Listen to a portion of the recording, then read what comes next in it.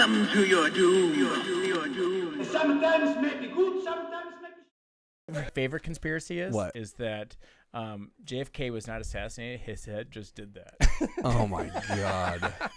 What a moment to capture. Dude, why did that make me like sick? Because I just have that film. Ugh. The Zapruder film? We have to, we have to make something up. Is this true? I heard that his Jackie, when she looks like she's getting out of the back of the car, She's grabbing his head. I heard that she was trying to pick up pieces of his head. That's not Yeah, how heads absolutely. work, Jackie. Yeah, no, I mean, Is to that be real? fair- And with that, comedy. Yeah, her meal ticket was falling apart. Oh my She god. wanted to do it. That's the best way to overthink This it. is the worst. Just start, dude. I'm glad he's going through this because now I'm ready. Yeah. Like now I'm ready. Jumping on all the. Oh, man. Yeah. Thank you so much. So thank you very much for joining us. We have another special episode here. We are bringing on another comedian. His name is Chris Schlichting. Beautiful. That you nailed it. I That nailed was it? Great. Perfect. Yeah. We've been practicing it. On the 11th to take, God, we got it. I did practice it. You don't see it here in my notes, but I did have an enunciation. And I know just that picture you're you a like speech 8 teacher. Mile just Yeah. in the bathroom, like All right. Schlichting. Actually, just dogging myself in front of the next guy. All right. So anyway, so this episode is sponsored by the Comedy Cabin in Janesville, Wisconsin. If you hold your hands up, you look like you're holding it. Oh, there we go. Here we This go. is for Madder than a hornet. For our Get your YouTube tickets listeners. at Yep. cabinlaughs.com. That's cabinlaughs.com for the Comedy Cabin in Janesville, Wisconsin.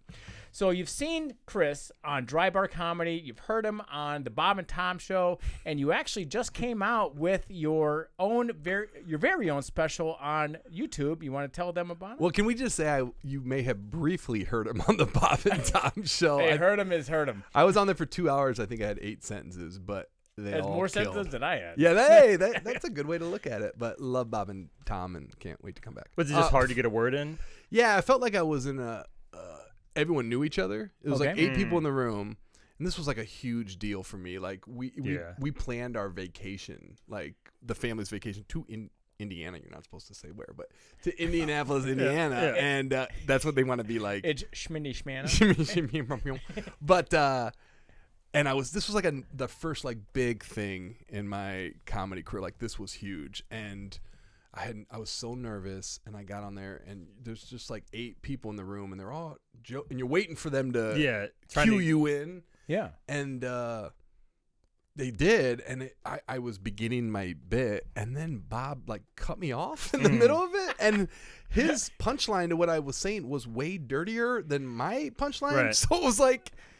It was awkward. And then this is start off on a bad note, but like I never forget because my dad listened to Bob and Tom, and he was so proud to brag about how his son was going to be on there. That's cool, though. It's very cool. But then I'll never forget knowing that it didn't go that well, calling my dad, and the first thing he said, it was like, well, they don't let you talk a lot, which they didn't. But at the same time, oh, man, hey, Dad, do you love me now? Like, if I would have only said a couple more things, maybe. I think he still loved you for it. You flubbed that punchline. You let Bob slash Tom I take it know, from you. man. My punchline, it was a cat. Like, it did not kill us. Well, what is the name of your comedy special? You want to tell My me? comedy Speaking of special your father. is I'll Be Back, Bob and Tom. No, Coming for you. yeah, I'm not bitter.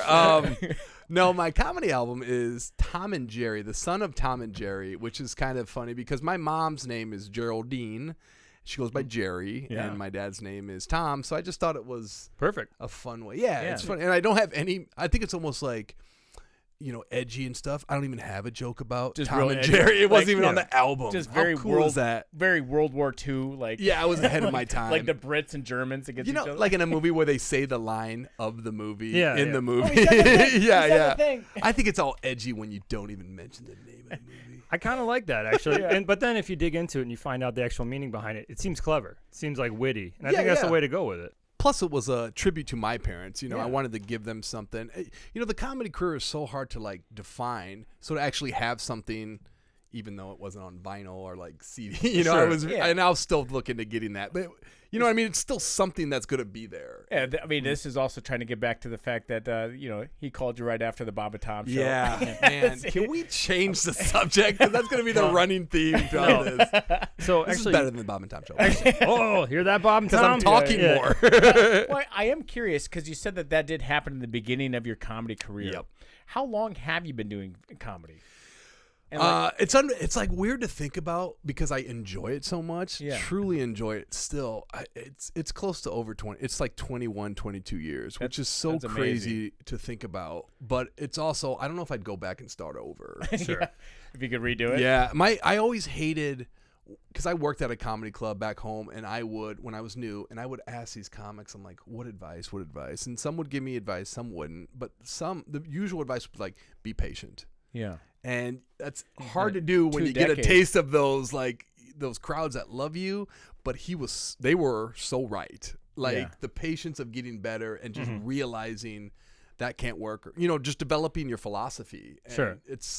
But you also got, because there's always a new crop of young comics coming in, and they tend to make the similar mistakes, and it can be kind of annoying. But at the same time, it's like, Chris, you were exactly like that. Yeah, Like the first time you got off stage and it went well, you wanted to drop out of college. You wanted to you thought you didn't know how it worked. And frankly, I still don't know how it works, but Sure. I'm getting closer. Did you have like almost like a not paternal instinct to the new comics, but after you went through kind of a couple learning experiences, did you have an immediate sense to turn around and help anyone else into it, or was That's it kind of a great like question, and it's like a lot of levels to it, but part of me is I don't this is gonna sound awful, I don't want to help them. Like I don't want to be that guy that just talks about, well, what I did was, and that's not, it's kind of sounds mean, but it's also me wanting them to find out for themselves. Yeah, Because I get it. I got the best piece of advice I ever got was someone said, don't take any advice. And I was like, well,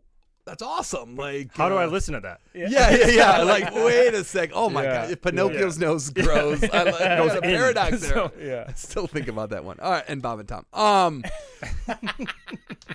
But yeah, you're totally right. It's just, but at the same time, it's just when you see them making really like silly mistakes. Yeah. You try to help them. The big one is you always hear, but a lot of hacking, which is like taking someone's joke, and it's either clear cut a hack or maybe just sounds way too similar, and you just try to tell them, because I had it happen to me. I had a bit about I can't afford a motorcycle, but I can afford a helmet. Right. And I just bring that into the bar. Yeah. And I guess it's like a Dane Cook bit. And and I really think I may have heard that and just didn't know where I heard it, or I blatantly just ripped it off at that time. Well, there's the what is it? The Parallel thinking. And it's actually happened more than once, the whole parallel thinking. But I remember a distinct time when it happened early in my career. I got off stage and told that helmet joke, and it was Ben Glebe, who's an LA comic. He pulled me aside. He's like, hey, just want to let you know Dane Cook does that bit. And then he went up on stage. But he wasn't like, hey, Dane. He wasn't mean about it. It's almost like the way he said it was like, oh, this happens. Did you confirm that Dame Cook said it? And it was a nightmare because I searched. You could find stuff. Yeah. I searched it up, and it was different. I get like I forget what he closed with, but I was like, I had the whole setup, but when the girl wants to like go home with you after the bar, and you go to the parking spot and it's an empty parking spot, like someone stole my bike. So that was my tag. Can I ask a follow up on that? So like that happens, right? Yes. And I feel like that happens a lot. And some people almost get like, I can't use it. But were you kind of proud that essentially you thought of the same comedic line as a very well established comedian? And the same thing happened on that note is, I grew up Catholic, and I just had this bit about what if Jesus had a brother that was not as, divine and couldn't do much. I think there's a book called Lamb. Yeah, exactly. I haven't read it, but it's the same concept, right? Yeah. I had that on my shelf. Seriously, I forgot about that one. But I was listening to Robin Williams live on Broadway. This was early in my comedy career, and he has a bit about Jesus having a brother. And it didn't make me bitter. It made me like, I'm on the right track. But then you find out Robin Williams takes most of his material. But I was thinking of that. There's a lot of cool stories about him. That means you had parallel thinking with someone else who Robin Williams stole from. Yeah. He was like, that's so good. It's now, because in the past when people have told me that, I'd get really mad. And I think the reason I got mad is because I did take it, and I didn't want anyone to know, and just how dare you? Even if I didn't do that, it just would make me mad. But now it's to the point I'm like, oh, my bad. Okay, it just tells me, it reassures me. I'm thinking like a professional comic. I remember the big controversy in my town was when comedy, at least my crew, was kind of new. But this actor, he wanted to do comedy, and he did it at a small theater, and he did Patton Oswalt's album verbatim. It was the one with the bucket chicken. KFC has a bucket or a bowl, and he did it verbatim. And somebody was taping it on their phone.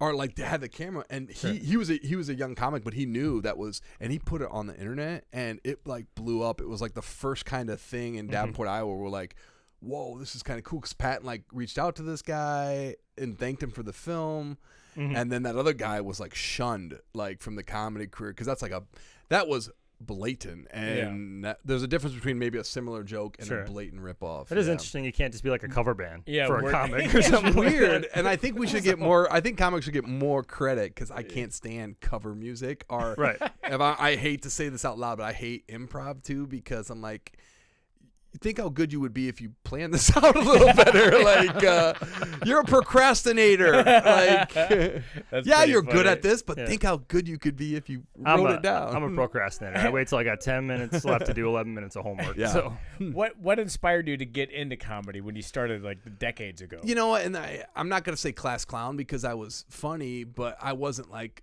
overly like, clearly that guy's going to be a class clown. But I loved making people laugh. And it was also based off, you know, Chris Farley had this. It was self-deprecation. I had a real bad speech impediment. I couldn't say my O's, so it sounded like it's from New York. And so I was kind of overweight, and it was all these things. And what I did was I struck first. I self-deprecated. I would be goofy just to take the focus off. You And you 8-miled them? Yeah, there you go. yeah. You 8-miled For sure. It was exactly like that. First, I got everyone's like their hands up. And then I said I was from New York. Mom spaghetti. Yeah, but yeah, it was that. And I think what it was, it may not have been fun. I loved attention. Like, how could I get attention? And what happened was, attention came in the form of football in high school. I played football. I was decent. I was a hard worker. I was captain, and I loved that attention. Letterman's jacket, you know, that was cool. And, you know, you picking on the nerds. And like, no, I didn't do that. But, like, you put people in lockers, and, like, it was fun to, like. Noogies. Yeah. And Native American burns. But I'll never forget, like, when it was one summer, we ran over that guy. And we promised we'd never talk about it. Oh yeah. I think right now you're doing a bit from I Know What You Did Last Summer. No. What are you talking about? I did How this. dare you? the Davenport ghost. screenplay. Yeah, I know what you're talking about. Davenport. Yeah. All right, so now do you Okay, so wait, I did. Then eventually it was some football. Yeah, sorry. I keep hitting you too, by the way. Football. That career ended. I did try to play it for a month in college. Like, I went to a small school to try to play football, but that was mainly my dad. Like, to do something for my dad. My girlfriend at the time was going to Florida State to be a dancer, like a cheerleader. Nice. And because she was doing that, I'm like, well, I got to keep the same thing that I was doing in high school. Sure. But a month in, like, I knew actually before I walked on the field, I don't want to do this, but I just didn't know how to quit. And so after about a month, my big thing was I wanted to prove that I can do the conditioning, because I didn't want people to think you can't handle the conditioning. Oh, okay. Yeah, no. So that was distinct. I get it. Does that mean, like you know what I mean? No, I totally get No, it. it makes a lot of sense. I'll get through the conditioning to show that's not the issue. And it was like one of the hardest things to do. I pulled aside the coach. That was kind of like calling me and stuff. I'm like, hey, I'm not feeling this. I'm gonna quit. I just don't feel good. I'm homesick. And he was like, oh. He rolled his eyes and walked away from me. I'm like, oh, that didn't go. Yeah, I guess this is high school. That didn't go as I planned. And then I told another coach and whatever, and it was official. And I remember having to call my dad and being in tears. And, you know, of course, he still loved me and stuff. Sure. Not as much because I quit football, but no. But I don't know. It's always a bigger deal in your head. I think I would have used the crutches I bought to hit the doorbell to get Dad to answer the door. Man, I should have done that. Yeah. Can I ask you with that? It's like, have you ever regret quitting the football? Great question too, And man. Why you got to bring that up? Well, no, because I think I used to love playing sports and stuff like that, and I look back and I'm like, maybe I wish I would have committed a bit more to it, or it's one of those, any relationship in high school is pretty much wasting your time. Yeah. And that's just looking at it with adult eyes to be like, I wish I would have taken this opportunity a bit more. I mean, we were talking about Napoleon Dynamite earlier. Don't make him go full Uncle Rico. Yeah. I could have been my This is a question that haunts me, but doesn't keep me up at night, but it does make me wonder, and I think about it from all angles because I don't think I'm the person I am now. if I continue to play football. Because long story short, after football, I wanted to get attention, and it just fell into comedy. But that question, though, is because I think I could have done it. I just don't think it would have been fun. Sure. Yeah. It was like little things. They wanted me to play offensive line, and I like defense better. I was going to ask. Yeah, they wanted me to play what center, and I just position? thought it was boring. Like blocking, it's not a glorious position. Sure. And you're talking to a guy that loves attention. Yeah. Sure. I mean, I played football too, so I get it. Yeah, Like, yeah. so- I guess I'm asking that because it's kind of like one of those. I got kids, and I'm kind of like, And that's what I was gonna bring up too. yeah, they're starting to go into sports. I'm trying to reevaluate. I'm just trying to I'm trying to be the right kind of dad. Like I want to encourage, but not. I don't want it to be the vicariously living through them. But the thing is that's tough is your kids look up to you. Right. And when they want to know about your career, you embellish a little bit. Yeah. At least I do. But then when it gets to college, they're like, I told them what happened, and they're like, but my dad played college football. I'm like, guys, I made it through conditioning of a D3 school. You made it. yeah. But Hey, the check's You in did the make box, it. I'm though. like, But you know the did reasoning? make it, though, I'm like, part of me only, this is going to sound kind of cool and kind of weird, but like the reason why I might want to do it is just to be more cool to my kids. Does that make sense? No, exactly, 100%. Like, gosh, I'm like crying. I'm sitting there like with my son. I'm like, no, you gotta do the work, knowing full well I never wanted to do the Oh work. my gosh. That was back with like Let's SNES. only talk about Zelda. this. Yeah, Let's it's like there's a only new talk Zelda about coming this. out like 2 weeks. I'm like, You know what? You guys just convinced me. I'm going to find some league. let's that get would this done. take me- yeah. And even though I played offensive line, I imagine just playing quarterback. Like, Chris blew his ACL. Yeah. That was a bad idea. Both ACLs at the same time. Buckled inwards. Dad, stop. It sounded like his body took a screenshot. Yeah. Both at once. So do you want to tell us about your first open mic? And and this is a two-part question. Okay. I want to hear about your first open mic and if you remember your first joke. Yes. Oh, great. I can talk about this. But first, I want to talk about the first time I considered playing football. I was just a natural. I was a center, so the play did not start without me.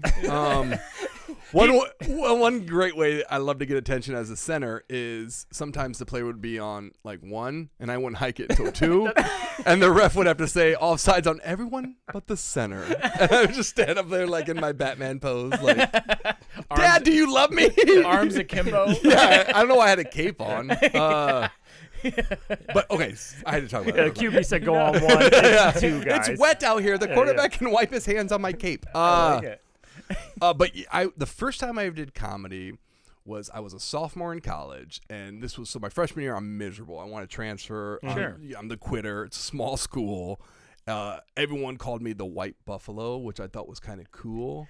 Well, Can we talk the Kinda the unique. White Buffalo is But in Janesville, Wisconsin. from Janesville, Wisconsin? Are you serious? Where we are right now? Yeah. Yeah. Which I never believed in that thing until it died by getting struck by lightning. Oh I'm my like, God. oh, I'm maybe it getting was away- God. I'm getting away from him. Wait, tell me. So it was like it's a real like animal, or Yeah. like, There's been a few of them. It's in a couple miles south in Afton, where basically it was born. It changed a bunch of colors, and everybody was like, they're spray painting that thing. And then it died by getting struck by lightning. We're like, ugh. that has to mean something, right? That's no. like I got hit by a milk truck. No, that means something.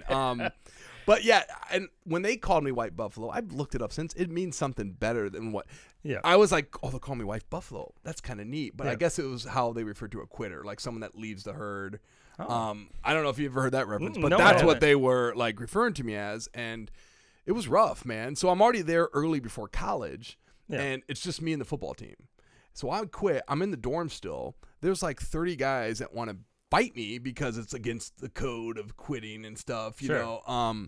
So I was miserable, and I always wanted to transfer. I got accepted to Iowa State twice in my college career because I wanted to transfer significantly so much that I had applied to other schools, Oh, man. but I just could not. I didn't want to let them beat me. Yeah. Yeah. And I kind of liked the small school atmosphere. So, and then sophomore year, I fell into the acting, and I quickly realized, because I wanted to be something, now that I'm there for a different reason, I wanted to do the bare minimum, communications. And I was like, I'll just do, I love to talk. Let's do that. Right.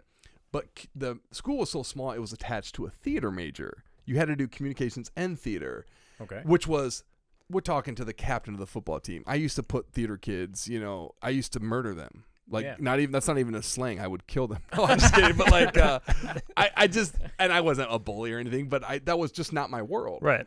But now I'm in college and I'm in this world. So I always felt like I was like the Sasquatch of the human race in the I was like the missing link, like between theater kids and sports. You say that, but every theater person thought that you were like the hot girl at the end that took her glasses off and took her hair out of the ponytail. Oh, for sure. We did She's All That 20,000 times. They should have been like, he quit the football team to be in theater with us. It's that much better. He is a white buffalo. Yeah, I just showed up. I have a ball cap on. They're like, look at that nerd. Look at that typical jock. And then I take it off one day. They're like, whoa, look at this Hamlet. Look at this Hamlet. So you started, you're just holding your football helmet. You're like QB or not QB. Yeah. Macbeth with the helmet. But so your first open mic. I fell into the comedy through the theater. Okay. And I was like, because I realized quickly too. That's what I was going to ask. Like, when you did theater, were you like, oh, this is maybe that attention that was not behind running. I gained a whole new respect for theater because my initial thing, I was like, I can't do this. This is such against the grain for me. Sure. But I'm like, how hard is it to memorize lines? And like, I could do that and just go on stage and pretend I'm a tree or like, I can do that. And then I guess Cornell College is renowned for like some theater. So we get kids on scholarship and from New York and stuff. Wait, isn't that where Nard Dog went? No, I always say I went to the Cornell College in Iowa. It's like was a difference between an elephant and an elephant seal. Yeah, but an elephant seal is still a majestic creature. Sure, very much so. Like Cornell College, my degree is real. It's written in crayon, but it's real. But I would be in little scenes with some of these guys, and I'd be like, okay, hey, where you going, officer? Like, hey, I said my line, and he's like, are you talking? I was like, whoa, are you a cop? Like, it was like, you could tell the difference. And so after that, it was like, well, I'm not a good actor. I've seen the best of the best, or the top-notch guys. But I took a playwriting class. And my favorite story from this is the very first week we had to write a play.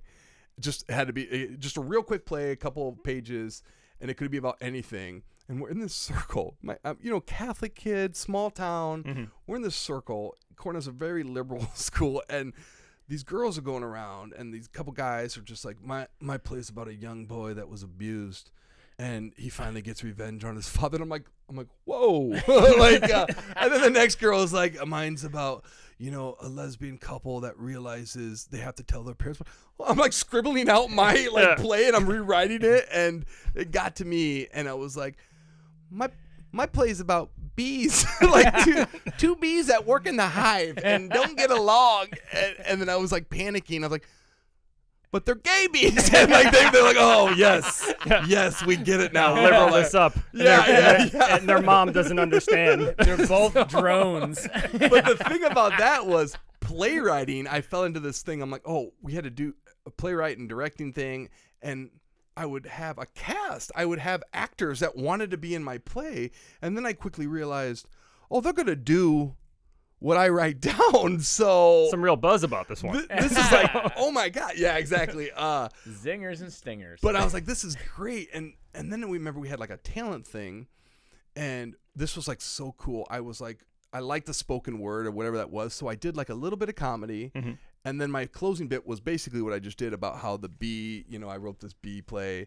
And a lot of people ask me whatever happened to that play. And I'm like, well, this is usually what I tell them. I walk off stage, the curtain's open. There's two guys dressed like bees, and they're putting on my play. And it was just such a cool, like, performance arty, like, transition. And it was so weird because, the bees are like, it's like a children's play, and one of the bees wants to leave. It was basically the bee movie. Right. He wanted to leave the hive, and he's eventually, one of the bees is going to leave, and the other bee's like, you can't go, Gary. And he's like, why can't I go? And then he starts doing a dance because bees like dance to communicate. Yeah. I did research on it. I dove into it. I'm a beekeeper. Like, there we go. Real life. Like one of the bees, like, I never thought of it that way. So when he danced, it was like, and he's like, what do you, and the other, oh, this is so brilliant. I'm so brilliant, you guys. Please. But I remember, so he danced, and he's like, are you saying what I think you're saying? And then the lights go down and Take My Breath Away blast on the thing. And they danced slowly, and just to add thunder to like the liberal, and like I made them kiss, and which I'm like, can you guys kiss? I think it'd be kind of funny. And they're like, yeah, sure. Do you want a long? I'm like, oh, they're do whatever I ask them to, which led to me writing several plays after that where the main character makes out with the girl, and I could never cast the lead, so I would have to step in. Take 5. I was like, let me do this, and they would do it because they thought. I mean, I wrote the art. It was like it meant deeper meaning than her making out with me. Yeah. You're looking at it with your eyes, not with your heart. Yeah. It says here you loved it, and I'm not feeling. But I would do that. God, I'm such a creep. This mustache doesn't help either. But but it was just a neat concept that they would believe in it, which made you believe in it. Like maybe there is if they will perform this, there has to be something for that. But long story short, I realized I wasn't really good at acting, but the playwriting led to joke writing. Okay. And there we go. See how I did that? See how I did that, Bob and Tom? I mean, but that's how it led to joke writing. And the next thing I know, it's the classic thing. There's an amateur comedy contest in town. They're like, Chris, you should do this. And I'm like, yeah, I should. And it was like a big training, epic thing. It was only like 5 minutes. You got 5 minutes. And what I did, which is such a classic move, is I invited my entire college. Oh. Like I made sure I had a crew there, and I had a crew. Like it was packed. He wrote a script, laugh. Which now I know. How many of the football team though? Oh, can you stop? Like, why are you taking knives here? Like, and stabbing me in the heart. One day the guy comes in, sees you making out, be like, that's why. This guy's brilliant. Man, we got so I brought everybody, minus the football guys, who, that was sophomore year. They started to like me because they realized I was very nice. That's, never mind. That's sort of true. I won them over because I have a good personality, and D3 football sucks. It's like not fun. It's not high school football. You don't wear a Letterman's jacket in college. You know what I mean? Yeah. It's not. Girls don't care. They're there to get an education. Like, you know what I mean? Yeah. So I realized it's okay, and I'm glad I did it because the theater world was great. Great parties, by the way. These kids are like, I'd go to a party and be like, eyes wide shut. It'd be just like the weirdest thing. Yeah, I guess you got to do something with wardrobe. Oh, you don't like the party? With wardrobe. I was going to say, can I ask just a follow-up summary of it? So when you had to call your dad and basically tell him, it seemed like it was much harder to tell him you were quitting football. And then he was kind of okay with it. Did that seem like it kind of opened the door for maybe some other stuff that you wanted to try to do, but in a weird way, and it sounds so cliche, but it opened up this mindset like, now I got to do something else to impress my parents. Okay. So, but it's like, and it's funny because my parents are impressed with me, even if I didn't do comedy. It helps when you have an older brother that is awful and a younger brother that's awful, but like, no, I love them both. I have love an you, older Nick and brother. Tommy. Yeah. And it might be a little bit of middle kid syndrome, but I just wanted to please my dad, and he was always pleased, but I also wanted to do something that I like to do. Football was clearly, it became not about what I wanted, it was about what he wanted. Plus, I'm out a football team. Like, I'm out, I can't hang with them, right, the athletes, so the theater kids definitely like took me in, and I mean, it was like really, depression really set in. I was homesick. It was new to me. I think if I went out for football maybe my sophomore year of college, I was so new and scary, and I for being a comic, I'm shy, meeting these guys, and I'm not an athletic wonder kid, so they would do these exercises, and I wasn't showing off with so I had to go to this theater side, and it was kind of freeing once I got rid of that mindset of, theater kids are dorks or like whatever.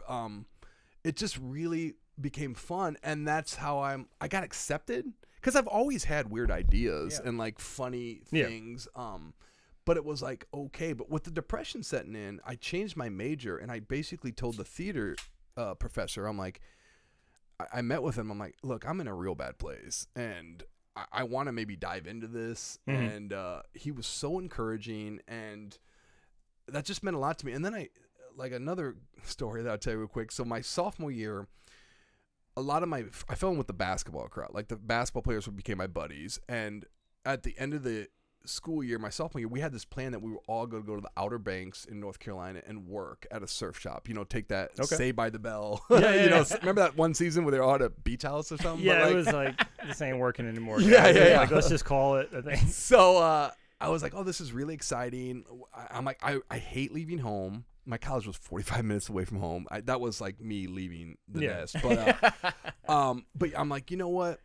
Do it. I need to change. So I applied for this job, got it. And I'm like, oh, cool, we're all doing this. And one by one, all 5 of these guys couldn't do it. Like, They bailed. Yeah. One got a girlfriend, and he's like, I want to concentrate on this. Yeah. And I was so betrayed that I was like, screw it. I'm doing it. Yeah. I'm doing it. So this was like huge for me. So my parents drove me to North Carolina. I was working at a beach house. They dropped me in this huge house because there were going to be other people there, but I'm the first one there. So I'm 20 years old. I'm in a house in North Carolina, never seen the ocean. You know what I mean? So this was all crazy. My parents leave. I'm in this huge house I'm supposed to just sleep and wait 2 days to meet my boss. And I cried. Like I was so scared. And I had this moment, I'm not very religious, but it's like this moment of God, like this epiphany that I'm like, Chris, you're going to be here 3 months. You're most likely not going to die. You are most likely not going to die. You probably won't get shot or you won't drown. You've played safe. You might as well make the most of this. Right. You might as well just have a blast because you will go home. You have to. The odds are good that you'll go home. Yeah. So, and from that moment on, I just loosened up. I had a great time. And the people started coming to my house and like more people. They were all from overseas, like England, Scotland, all this. It was awesome. Like the real world. Yeah, for sure. And listen, so there was 11 people in the house, 3 guys, 2 Americans. And I was one of them. And you would think that'd be awesome, but it wasn't. I love girls and stuff, but boy, to live with, especially like 9 or 8 of them, it's. And European? How many bathrooms? Yeah, I thought it was gonna be like, ladies, hello. Like how many bathrooms? Yeah, 2. Yeah. 2 bathrooms, and one was that one that was just a toilet down the basement. I was gonna say I would just bring a bucket in my room. And it was like a party atmosphere, and at that time, it was all about partying and stuff, and it was a great time. And then the long story short, when I came home my junior year, like I was the most chill. Like Changed you? Nothing. I didn't care what you thought of me. I think I had a blonde streak in my hair from the sun. And I just felt some promise ring from a European chick. What I had was this confidence that never happened, and then that led me directly into the theater. I was like, now I can do anything. Like tell you the first joke that I've ever written. Prove it. Yay! So it's funny to see how your act has changed. Sure. But also your voice was kind of always there, and so. Like during COVID, I had this on tape, the first act. I had to get an adapter for the cassette and a whole mini tape and stuff. And I watched it, and it's heartwarming. It's hard to watch, but it's like you knew what you were doing. You knew you just didn't know how to get there. Like one of my jokes, I always loved the movie Teen Wolf. Yeah. And one of my jokes was about how accepting this entire community was that a new species, like a cryptozoologist, like a horror classic, thing, they were so cool with it. And so my premise was that, like, and so I was like, this is my impression of the other team's locker room, like at halftime when the coach is like, Gary, what's going on out there? You going to guard your man? He's got like 30 points. Like, are you going to do something? And then Gary's like, I don't know if you realize this, coach, or if anyone else has noticed. The guy I'm guarding, he's a werewolf. Oh, you want me to say more? So I knew that was something. It wasn't dirty, and I just knew that. And I just had to find a way to express that. And I still revisit. Like I have a couple friends that you need to do that. People would tell it's that. still something there, definitely. Yeah, and he was hanging out with the basketball team so much. And I talked about how this was a really groundbreaking movie for monsters because this allowed monsters to be proud because we all know, like, I was like, well, first off, I talk about it makes sense because what are the three things when you think about werewolves? Silver bullets, full moons, and basketball. Like all werewolves play basketball. Yeah, everyone knows that. And then I lead into like this opened the door for Van surfing. zombies to run track, for mermaids to swim. And then my thing was, I was so proud of this. Vampires still don't play any sports because they suck. I like it. And that joke, like, it was a good joke. And now it wasn't the fact that I had 90 people in the audience, like my entire dormitory floor was there, never been to a comedy show themselves. So like clapping when I like cleared my throat and like he won. Yeah.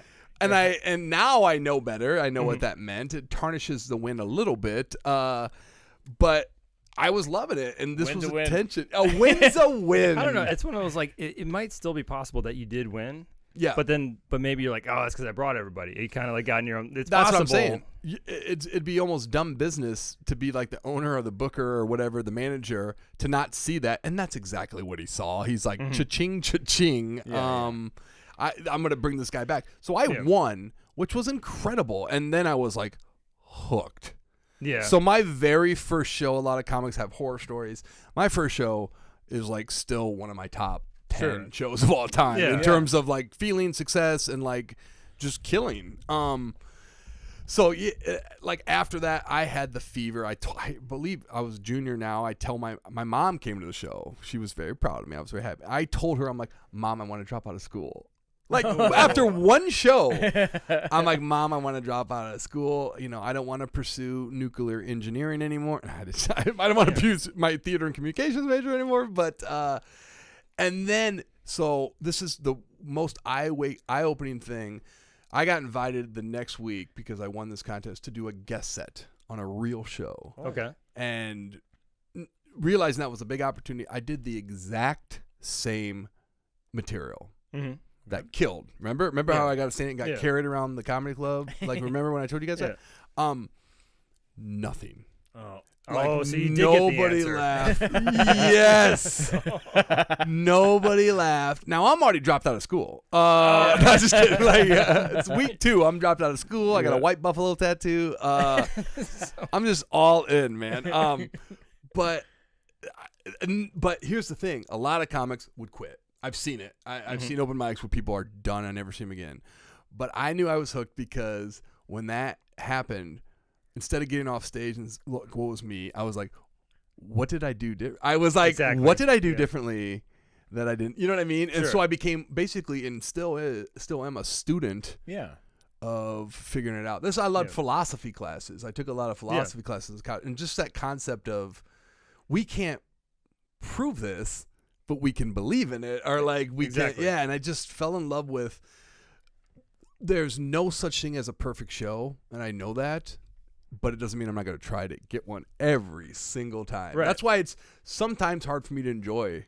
Well, I mean, no such thing as a perfect show besides this podcast. Exactly. I get Bob and Tom. Yes, we haven't had one cut yet. It's been very smooth. Now you did say that you're a student, so you're a student of comedy. You're a stand-up comic.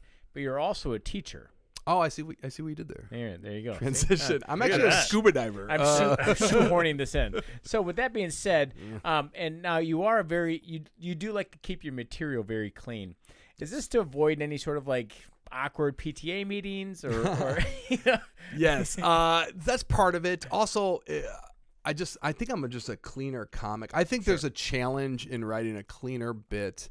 Thank you. Like I just feel like.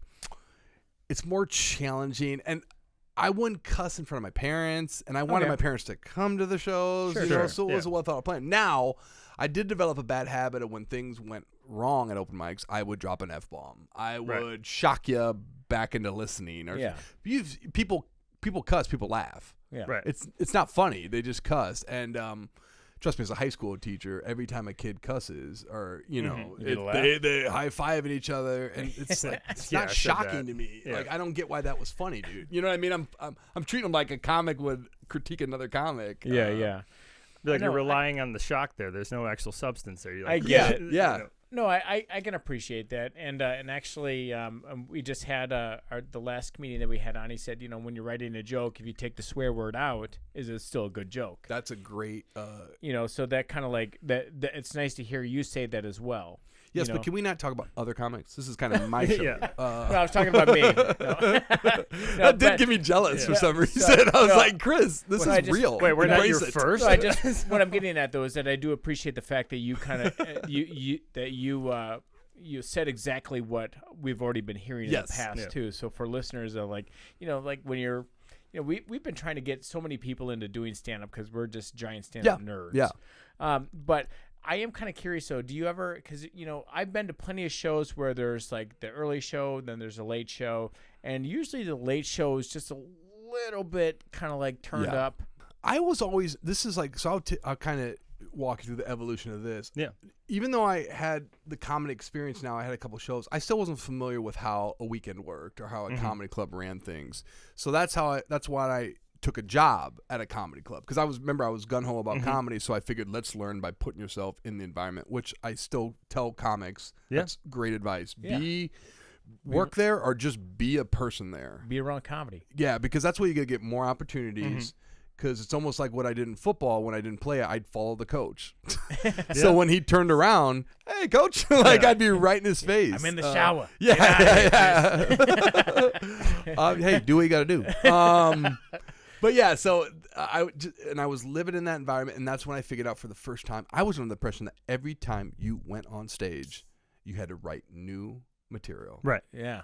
And that's not unrealistic to think. I mean, and so when I worked at the comedy club and I'd see a comic for 4 shows, 5 shows, and then I still remember the comic doing the show Thursday, 1 show, and then coming back Friday and doing the same material. And it was like, I was kind of let down. Yeah.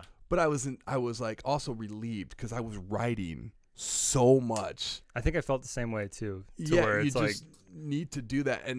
But what you do, you just develop that material. I always tell the comics, the open micers, I'm like, you should have the same set when you come back here, and I'll watch you, and it should be getting better. You don't abandon a joke. At least that's kind of always been my philosophy. But I didn't know that. So it was almost like a blessing and a curse. Sure. Because it made me a disciplined writer. Yeah. And that was something that I think was eye-opening, just to see other things too, how comedians, the rules of comedy, there's all these rules that no one follows anymore, but they're still ingrained into me, and here they are. I was going to say, what are the know rules? the rules? Of course I want to know the Here rules. they are. First off, my personal ones, no eye contact with me. When I walk into a room, okay, sorry, the actual rules, and let me know if you've heard these. 1, you were never supposed to wear shorts on stage. I have heard that from this guy in the audience here. Yeah. And to this day, in my 20-some year career, I've never worn shorts on stage. Were you ever given the reason as to why? I just heard it. Unprofessional. Just unprofessional? Yeah, Okay. unprofessional. Even though you're like, you have like a poop joke, and Right. there's still a business side of this. So no shorts, no hats. That was always rule too. But now some comics, their hat is like part of their, isn't there a cap? Like John Cavarello always wears a hat, right? I mean, so no hats, no sandals, no. Okay. Yeah, and that's just a safety thing, like a construction. You don't want the mic to fall on your open toe.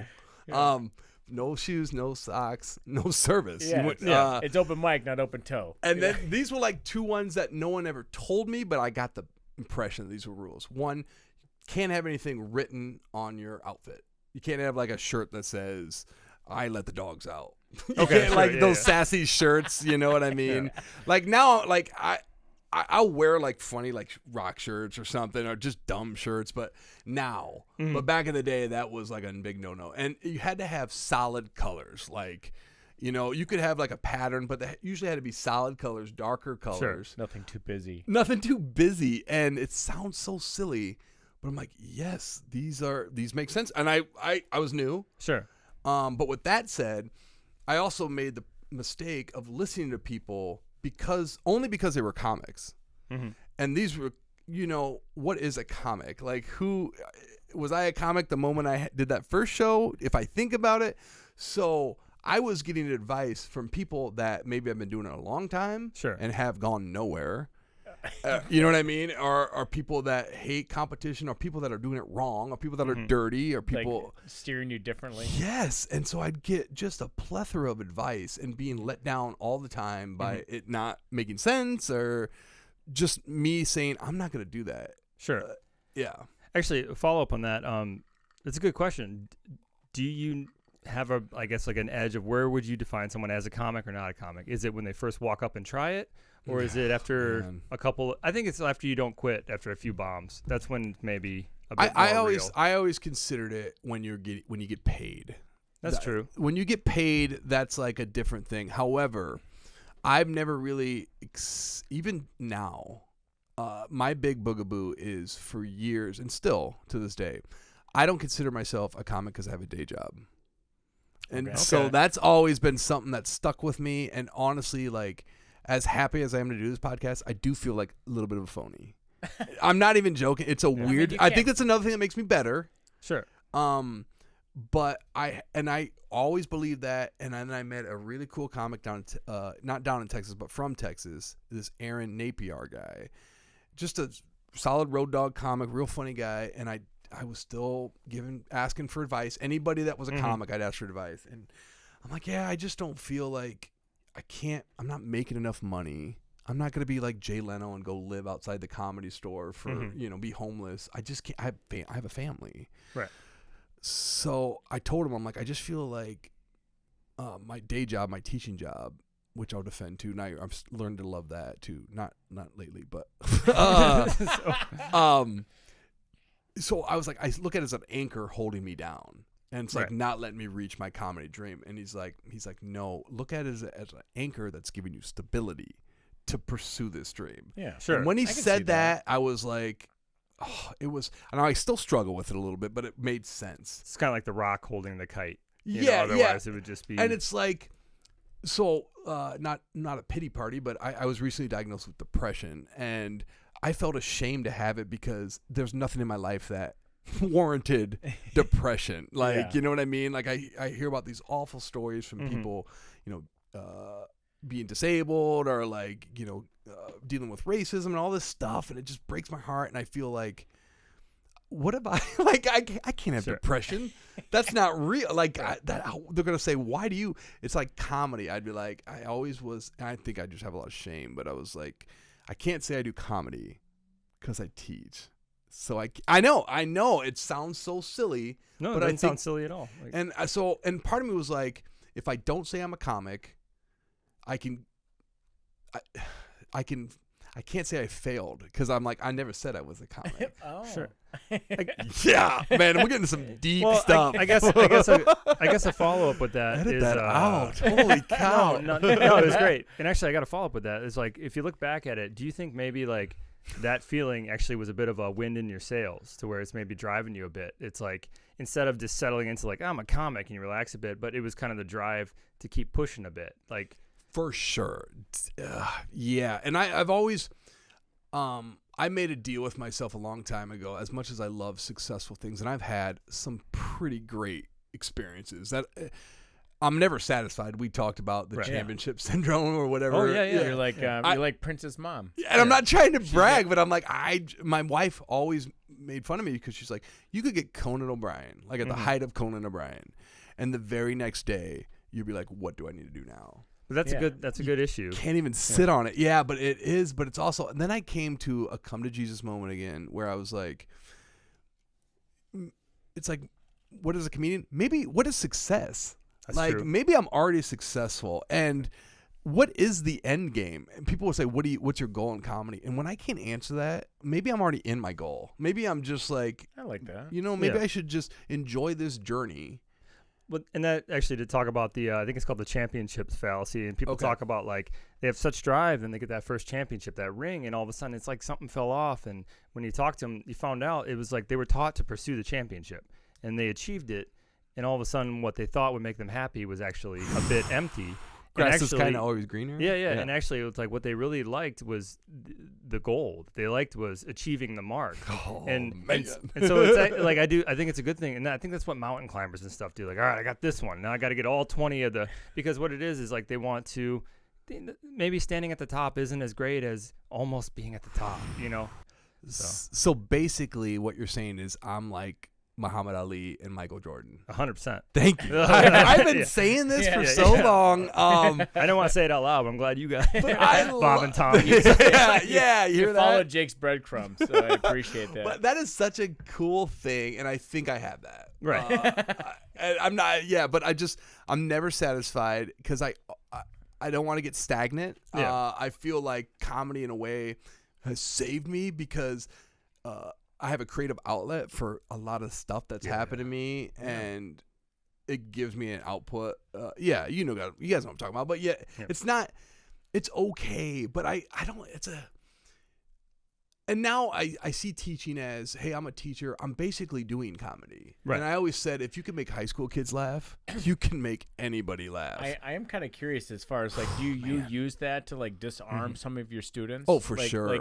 Because I mean, there's got to be like breaching difficult situations or conversations or whatnot, and having. I'm sorry, if you're a comic, you definitely have quick wit, and you can like diffuse things very quickly, and you can make someone go, okay. Yeah, and for sure, definitely, especially teaching. I teach at an alternative high school, and I actually prefer to teach at the rougher clientele schools, because every day is different. Sure. You kind of can get away with a little bit more because I'm an awful teacher. So they don't really pay attention that much because you're just in there. But I actually like when I kind of realized that comedy wasn't paying the bills, I had an education degree. So I'm like, I can sub for a little bit. And I remember I took a long-term sub position. It was at a self-contained classroom, and it was like only 5 kids, elementary school kids. And I was like, this will be easy money. Right. And I remember I got there, and it was 5 kids, and immediately a kid spit on me right away. And like, they were calling me the worst language, and I'm just, whoa. How badly were they mispronouncing your name? Yeah. Like that you don't even want to know. Sometimes like there's no F in my last name. But I just remember like, and I clicked on this for like, it was like a couple months. It was like 2 months, long-term subbing. I thought it'd be easy. I should have knew something was up because you clicked on a skull and crossbones. But and then I get there and I'm like, I'll quit. I'm not coming back. And then I remember the principal pulled me aside, and she was like, hey, I just want to kind of give an insight on some of these kids. And then she proceeded to tell me like the most awful story about, like a 10-year-old kid getting raped, like these kids have been abused. Yeah. And then I'm in tears, and I'm like, who am I to walk out on these kids? Yeah. When Sure. I'd spit on me too and test me and see if I'm going to do. Yeah. I'm like, and it was another one of those things like, they're not going to beat me. I'm going to be back tomorrow. And that was a really tough job. Yeah. You dangerous mind them?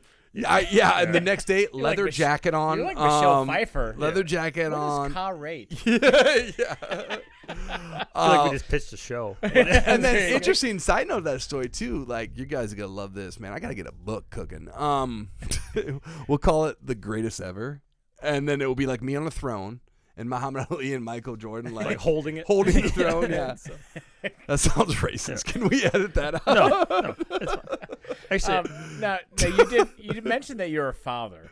Okay. What? I never. Oh my god! Bring him out. Yeah, oh we my actually have gosh! kids here. Maury Pulver. Gary. Do you feel like you're raising future comedians? Like, and this is a kind of a 2-part question here, because like, do they overtly laugh?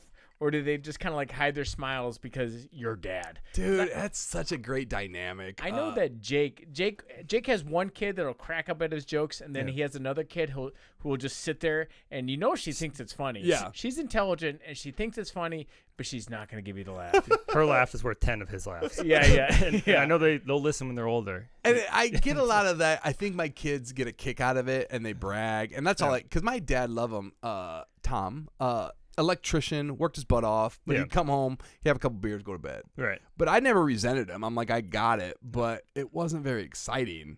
So I think part of it, pursuing this comedy thing, is like a way to me show off to my kids a little bit. And my dad did this. There's something cool about that.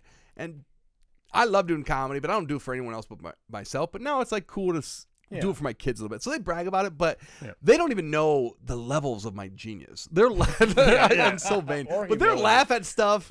Like I do a Subway joke and I do an impression of the mayonnaise, and I basically fart into the mic, and they just laugh. Yeah. Because I'm farting into the mic, which is brilliant. It's brilliant. But that was like my first comedy show. I'm like, you guys like farts? And I just fart in the mic. But people are like, this guy's next level. This is brilliant. Like, He's ahead of his time. No one's ever done it. But I wanted to, it's almost comparable to when I was younger and Caddyshack was out. Yeah. I loved Caddyshack. A 9-year-old, 8-year-old Chris watched Caddyshack because there was a gopher on there that danced. And I was like, this movie is brilliant. Yeah. And then just like my kids let my dad because I farted in a mic. Yeah. Yeah, that's the gopher. This is next level type stuff. And then I'm older, 30, 40 years old, whatever I'm old, how old I am, 29, like my actual age. You watch it from the eyes of an older person. This movie is incredible on so many different levels. I watched it. I'm like, The gopher's not the best part. Who is this movie even about? Yeah. Who's the lead character? I've argued so many times. I don't know who it is. And the amount of cocaine, which you hear about later, that was even the gopher was out of it. Like, but that's, you know what I'm saying? And so my kids are going to have, like, my mom used to be an artist. She doesn't do it anymore. She's such a martyr. That's where I get it from too.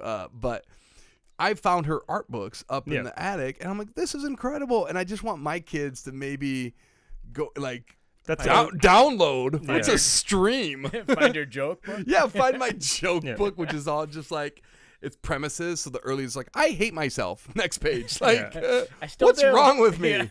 New York. Davenport. Yeah. So how do you come up with new material? Well, actually, hold on real quick. I want to do a shameless plug since we're Okay. talking about like Oh, okay. lineage and stuff like that. This is an ad spot. Well, a little bit. No, no, so, Sweet. That's So- how big you guys are. listeners. So back before COVID, my wife and I did this weird thing where we invented a board game. So, and we advertise it on, and anyone that has kids, like this is honestly, I don't have the science to back it up, but this will make your kids geniuses. 100%. So basically what you do with this game is a creative drawing game. And if you play with your kids, it's a way, basically you take, you deal out 6 cards. It's different animals each round. You draw a token, and you have a minute to draw it together as like a crazy character, stuff like that. Then you switch with a different partner, and you try to guess it equals points going around. So basically, I wanted to give that to you and shamelessly plug it Oh, on the thank you. podcast. Thank you for Because I got a garage full of them. Oh, thank you. And ironically, my nickname in high school, Doodle Yeah, Mash. exactly. So yeah. So now let's move on to Adam's excellent question. Now I'm going to be on Yeah. tangent for Doodoo Mash for the next hour. That's perfect. Doodle man. One time I drew. No, I like it. All right, so I've heard a lot of comedians find like an initial like sounding board. Like what comes to mind is I think Mark Norman said he might think of a sentence. He'll put it out on Twitter just to kind of like gauge the traction of it. And I was wondering, like being a teacher, do you find yourself ever, I guess, throwing out something just to essentially test if it maybe works with that age group and, maybe building it into different material? Yeah, this answer might surprise you, but it's like yes and no. Like I'm not running bits on them. I am using my humor to kind of get by. Mm-hmm. But because of my weird thing with I'm not a comedian because I have a job, I don't let them really cross paths. Sure. So when I'm teaching, I'm a teacher. I'm trying to do the best I can as a teacher. I'm going to use my humor. Right. And that's why a lot of my material early on, I didn't write anything about being a teacher. I didn't write anything because they never crossed paths. Yeah. Because I didn't want, I was already faking it. I didn't want to declare it. So Right. isn't that so crazy? But now now I own it. I used to really be paranoid, and someone suggested this, another piece of bad advice, like, say you used to be a teacher. I'm like, but I still am. Yeah. No. But you Shut used up. to, too. Maybe I'm like, oh, geez. It's like, see, tell her you used to be married. Yeah. So I was Still like, there. and there was something about I had to be truthful. Look at me. I had to be truthful. I had to let them know that squirrels had to wear clothes. Like my comedy's not that in depth, but had to be true. So my whole philosophy is I caught the fish. It just wasn't that big. So everything that happened. Like I have a lot of material about having twin boys, and people after the show will come up to me like, "So do you really have twin boys?" I'm like, "No, I just write in a deeper They're triplets. level." yeah. But like, who writes a bit about twins? You really have twins? No, and then you leave. Like, Someday maybe. Yeah, I got one, but we got a lot of mirrors. You know? It's just like, but yeah, it had to be based in truth. So sure. I now I'm like, I own the teaching thing, and now my kids know I do comedy for multiple reasons. One, I'm trying to say, hey, I'm kind of cool. Yeah. I do this thing. I remember a shock that I was old. I remember the first time I taught in high school. I thought this would be like a big, record stop. I was like, hey guys, I just want to let you know, I'm into Tool. Nice. I get it. Like, I get Tool. And they were like, who? I'm like, oh no. Like, that was my trump card. That Yeah. was like my, I was like, this is it. And when they said that, I'm like, teaching's going to be hard. Oh, no. That's when I was like, this isn't teaching shop stuff. class. This teaching stuff is not going to be easy. Just so you know, I like Tool as well. Yeah, I know. we I connected. love Yeah. Tool. My dog's name is Keenan after Maynard. That's awesome. Now, listen, you're going to love this. I went to a Catholic school. Tool, Marilyn Manson, they were like the devil. You know what I mean? So now I get to appreciate them. Maybe not on the same level as everyone else who was really into them, but like they're brilliant. Yeah, They knew what they were doing. Yeah. This is so clever, and it's not the devil. And you know what I mean? It's all that Yeah. stuff, even though Marilyn Manson might be. Yeah, but you got to think back in the 70s, Kiss was the devil. True. And nowadays it's like, I want to rock and roll all night. Love gun. People are Like, this was snapping their destroying fingers. society. Was that? Now we got WAP. All right, so I had a question about, I guess, specifically one of your jokes from your dry bar comedy special. But listening to some of your material, I feel like you kind of play off like the sense of like wonder for us when we were like your children, and it's like it's kind of hard to access at times as an adult. But when I was listening to your jokes, it seems to play around with like nostalgic memories. Like specifically, you had one about Nintendo, and I think it was, let me see if I can remember, but it was like I played a lot of sports when I was younger. It was like field hockey, fencing, track and field, javelin, shot put, everything I could until my Nintendo broke. Yep. And I found myself just laughing because what it did. I tell better, but I said I was going to butcher it, but yeah. I think what I took away from that was it was like, first of all, it was just a clever joke, but what it did was it kind of primed me thinking about like all these things kind of from my past, and it led into kind of some other stuff where you tend to kind of talk about almost like being young in contrast with being an adult now, and how we all still kind of carry a little bit of our youth. Yeah, it's like funny that you're bringing stuff up that I realized. I don't even realize I did it. Like, it's subconsciously. Okay. That's just what I thought would work for me. I remember that joke being brilliant. I remember that joke working because Great I knew. misdirection. I'm like, everyone knows what a Nintendo is. Mm-hmm.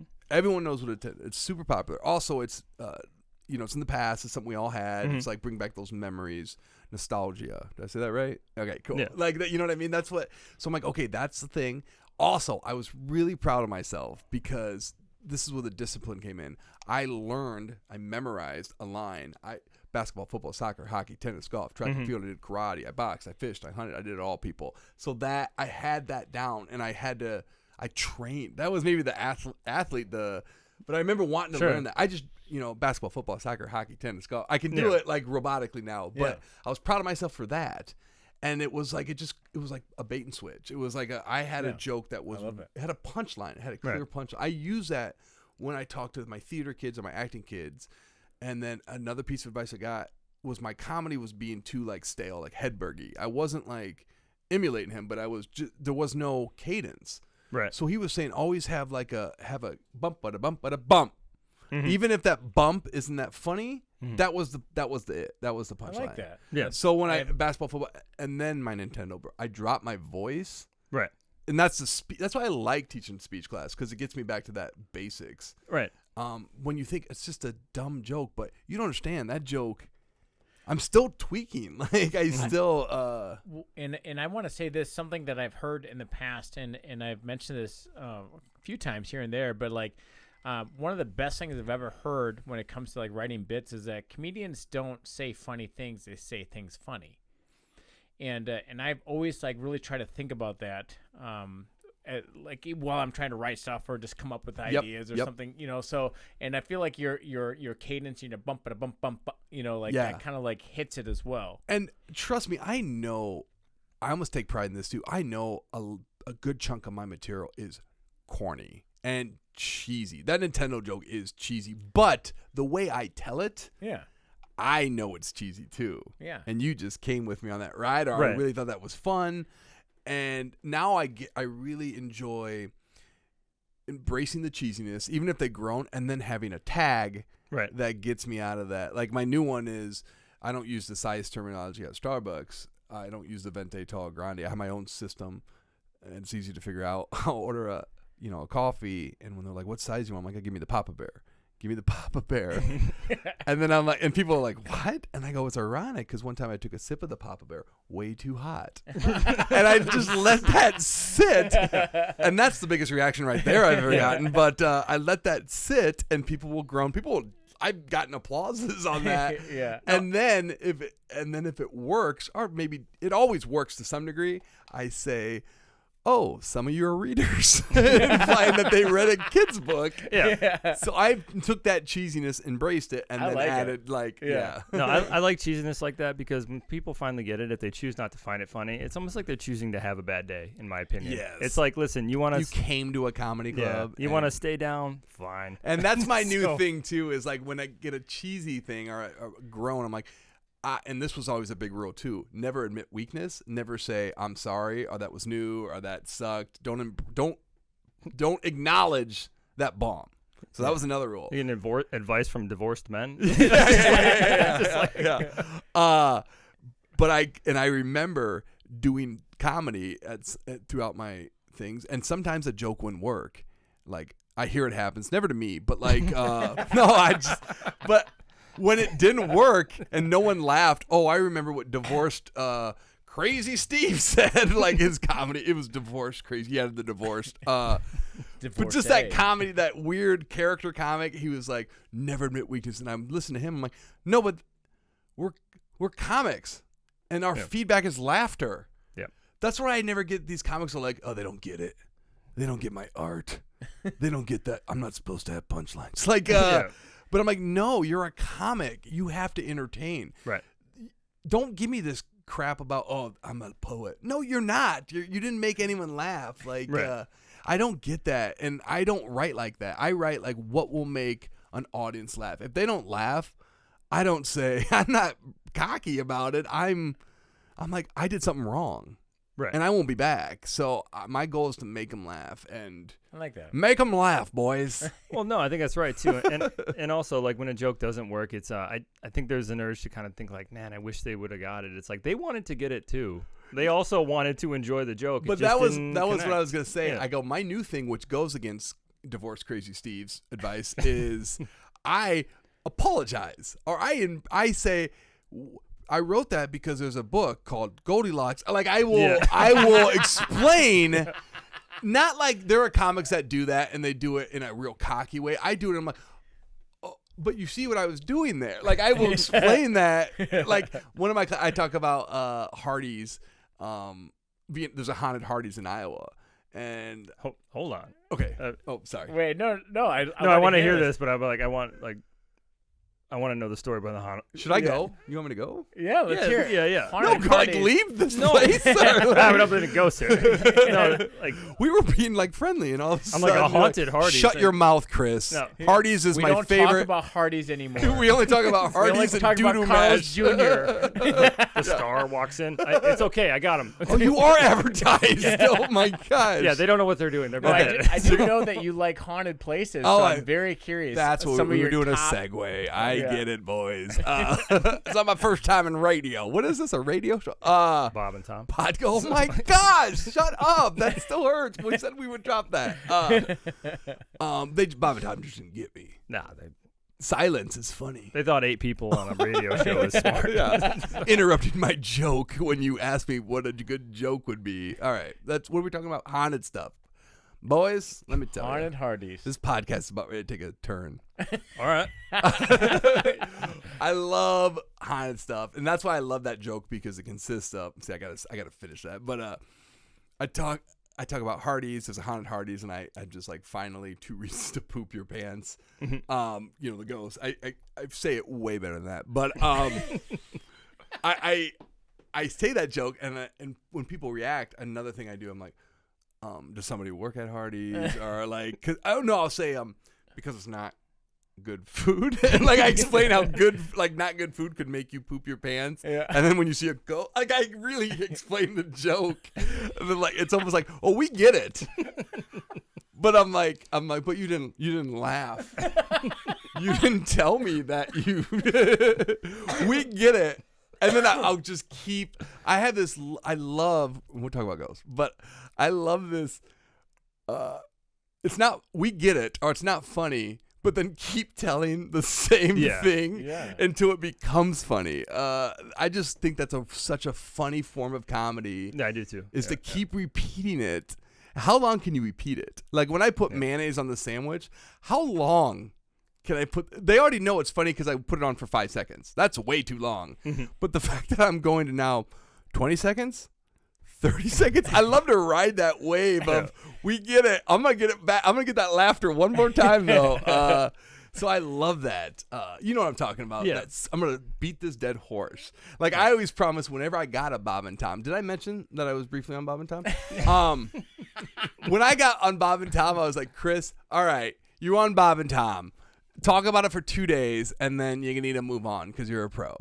Dude, I opened when you said that credit. I explained that was 45 years. It was like 12 years ago. Clearly, it hasn't bothered me. And you want to know what's funny too? I was doing a show in Indiana.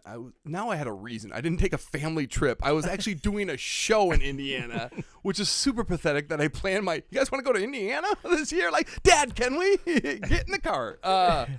But the fact that, I was traveling through Indiana, and that's when you look up Bob and Tom. And I reached out to Bob and Tom, the producer, and she was like, oh, yeah, we could probably get you on. And I was like, damn right you can. And luckily, here's the best part. It fell through, and I'm like, thank God. I was still not ready to be on the Bob and Tom show, which is just Bob now. And it's like it doesn't have the same pull it once did. They couldn't afford Tom anymore. Yeah, well, the show went dramatically downhill. Ironically, after I was on it, they were like, never was the same because no one could match this brilliance. So why is this hard? Ghosts. Haunted? Why is a haunt? Yeah, I need to know. I just, again, it's like the Teen Wolf thing. I'm like, that's not a traditional place that has been haunted. Right. And very happy to say this. So that joke is a good 8 years old. Just last year, I was in West Union, Iowa, and the only thing I wanted to do and that Hardee's is there. And, I went, it was like my mecca. This joke is true. Like when you believe in angels, and sure enough, when you die, an angel, But it's like I'm trying to guides you into. I'm trying to envision like a haunted Hardee's because all I can see right now is like a Victorian era like woman eating curly fries. I always had was this ghost late when they were passing out assignments? It hasn't been around long enough to be haunted. I don't understand. And then I would take that joke. You always, if you can't write, take an old joke and expand on it. Okay. So I had and if that joke's killing, have more. Yeah. So I had this premise of who's gonna be scared you're already eating at a Hardee's, or if you, it's just not a good place to haunt because the guy has crazy neck tattoos and that's real. Right. That goes woo, get out of here, Mary. It's not that. So yeah, I love that kind of stuff. And to be there, here's the thing. I've noticed that as I've gotten older, I'm more skeptic. Yeah. But doesn't mean I don't love it. This is so weird. I'm just more scientific. As you grow older, you just need more EMF? evidence. Yeah. You have an EMF? I don't have any of the equipment yet, but I've visited some haunted places, and I'm like, give me a chance. Let's see. Sure. And when nothing happens or it's explainable, you have to fellas, you have to be scientific about this because if you want to see a ghost, you'll see a ghost. Exactly. But you have to go in there and be scientific, boys. All right. In Like, case you were wondering, teach us. We slowed down the audio and it turns out it's a fart. Dude, that was a real thing. There was a TV show and they did that and they're just like, no, we either caught a fart and they were examining it. They're like, okay, they recorded hours worth of it and we got into it and we think we either heard a fart, but there's a possibility that Jerry got something like passed gas. I'm like, all right, throw Occam's razor at this thing. It's either like a specter haunting a building. Yeah. What's more likely, or something that every one of us does Jerry, 100 times a day all the time. Dude. Farted again during I've this been moment. and I've had so. I'm fascinated with the culture, but it upsets me now because I'm such a skeptic. I was in Tombstone, Arizona at this Birdcage Theater, which is supposedly really haunted, and I got to go in there, but it was a group of like 20-some people. Right. And was sitting in this and I'm like soaking it all in. You could feel the energy. I've never experienced something, but sometimes you can feel like this place has had some bad stuff happen to it. Right. This place is like a heavy place. So I'm enjoying it, and these people that have just were wasting time or didn't know what to do on a Saturday night, drunk, some of them, like, oh, something touched me. And I'm like, bull crap. Like, nothing touched you. Yeah. Like, this would be, if something touched you right now, this would be epic. Like, this is, nothing's in here. Like, but if I was a ghost, I would touch the one that nobody would believe. Yeah, that's 100% what I would do. Because I've had experiences, because I've visited some places where something didn't feel right, and I couldn't explain it in that moment. So just to be safe, I'll be like, my bad. Or like, hey, like if, I've been in like Zach Baggins' museum in Las Vegas, which is one of the cooler places I've seen. Is that where he has all the artifacts that are supposedly haunted, like the chairs and stuff like that? He'd ask, he'd be like, all right, before you go into this room, make sure you say, can I come in? It's a haunted doll. I think I know what you're talking about. Was it on TV at some point? Yeah. I'm sure. It's like a big attraction. Yep. And I'm like, this doll's haunted. Like, come on. But before I go in, guess what I do? Hey, can I come in here? Like, hey, milady. I curtsy, I spin twice, and then somersault once. I'll do it just in case. Yeah. There's a Black Angel haunted monument in Iowa City, Iowa. It's a very famous statue. It's menacing. Jake, can you put it up here? I'll look it up for you. Yeah. It might. It's just such a. It's got a creepy lore to it, Struck by lightning, if you touch it, you die. You have bad luck, and it's just like our buffalo. Yeah, exactly.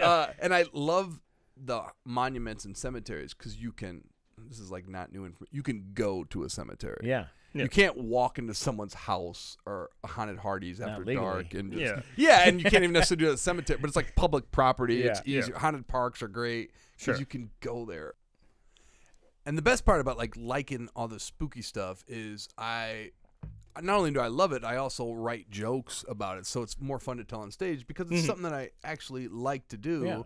And if you can get people to laugh, it's a win-win. Definitely. I like to consider my material true in the sense that I enjoyed this joke. I'm sure that you convey that to the audience as well. Your excitement about the topic. I mean, if you think about it, I put words together that strangers who I've never met, they're not liking me or laughing because they're related to me.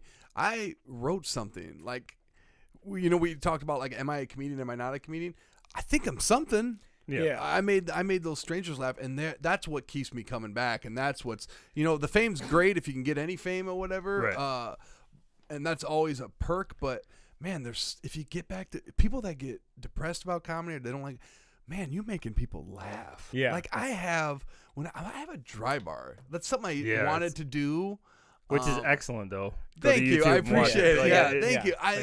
And again, it's such a weird feeling when you get it and you're like, oh, because you want this is like you want other people to the fact that what a dry bar is and how much that means. Of course, you do comedy too, but I want everyone to know how hard that is and how important that is, and you know what I mean. To record an album, and I'm curious, way further in my career than I ever thought I'd be. Well, I'm on this podcast. Yeah, there you're peaking right now. Yes. So, but now with that being said, like you're talking about writing for Dry Bar, and I know that with Dry Bar there are stipulations you have to do. We can touch on that, but also like just traveling around and there's different regions and areas. I mean, I know that I would feel confident that you've come to realize that in some places you can't say certain things, and in other places you can say them and you can glorify it. And also, like, what did you have to do to get on Dry Bar in essence of like revamping your stuff?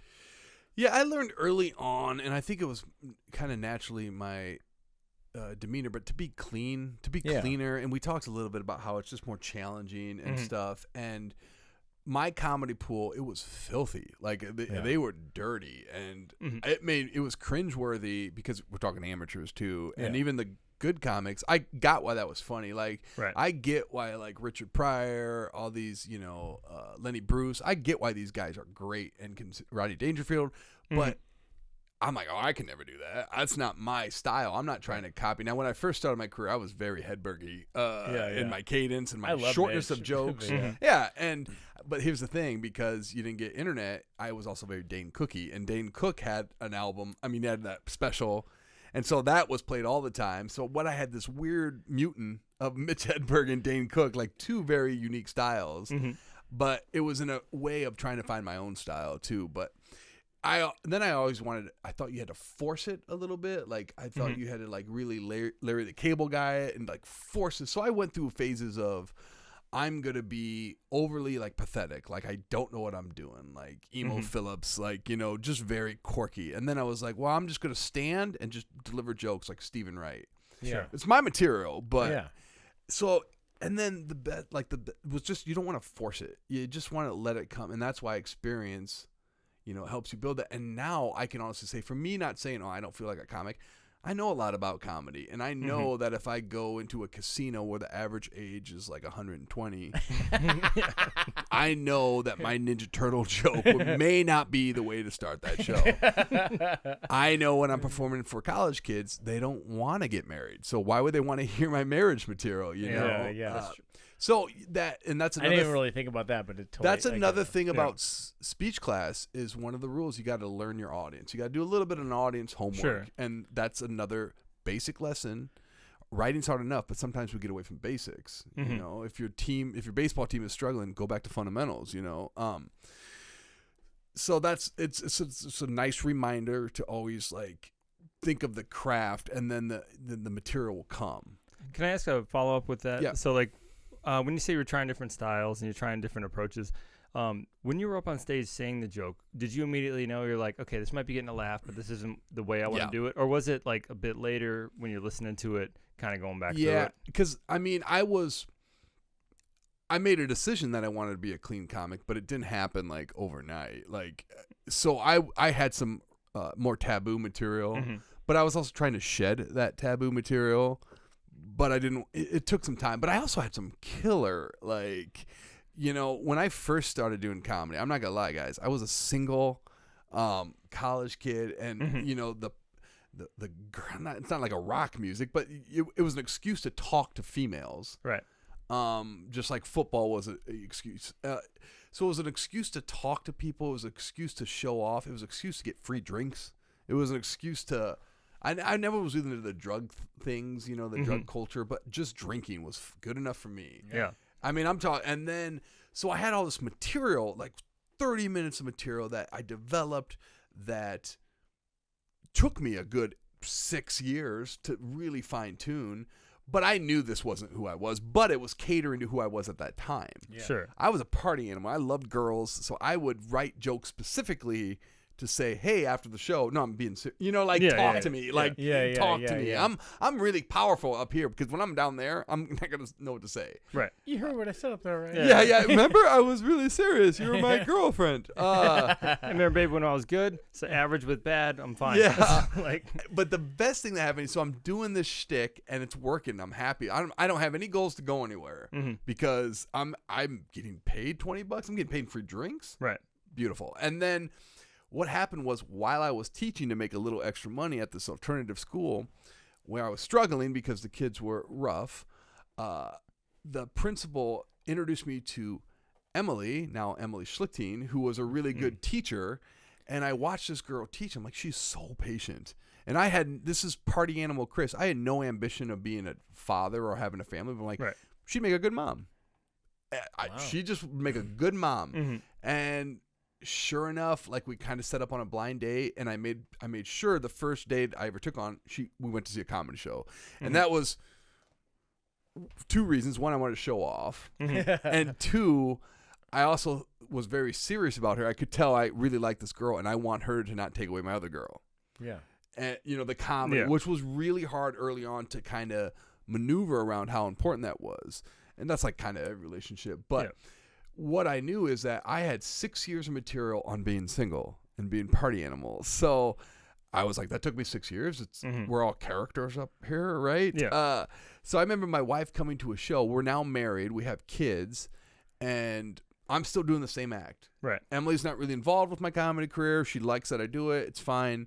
But it's also weighing on her patience because I'm still drinking. I'm like having fun. I'm staying out late. Yeah. It's comedy. Yeah.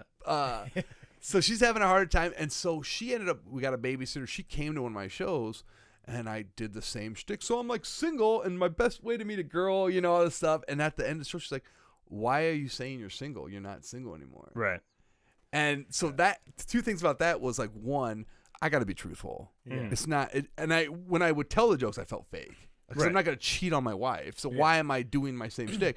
And 2, you're giving me permission to talk about you? You want me to talk about you? Okay. You know what I mean? Yeah.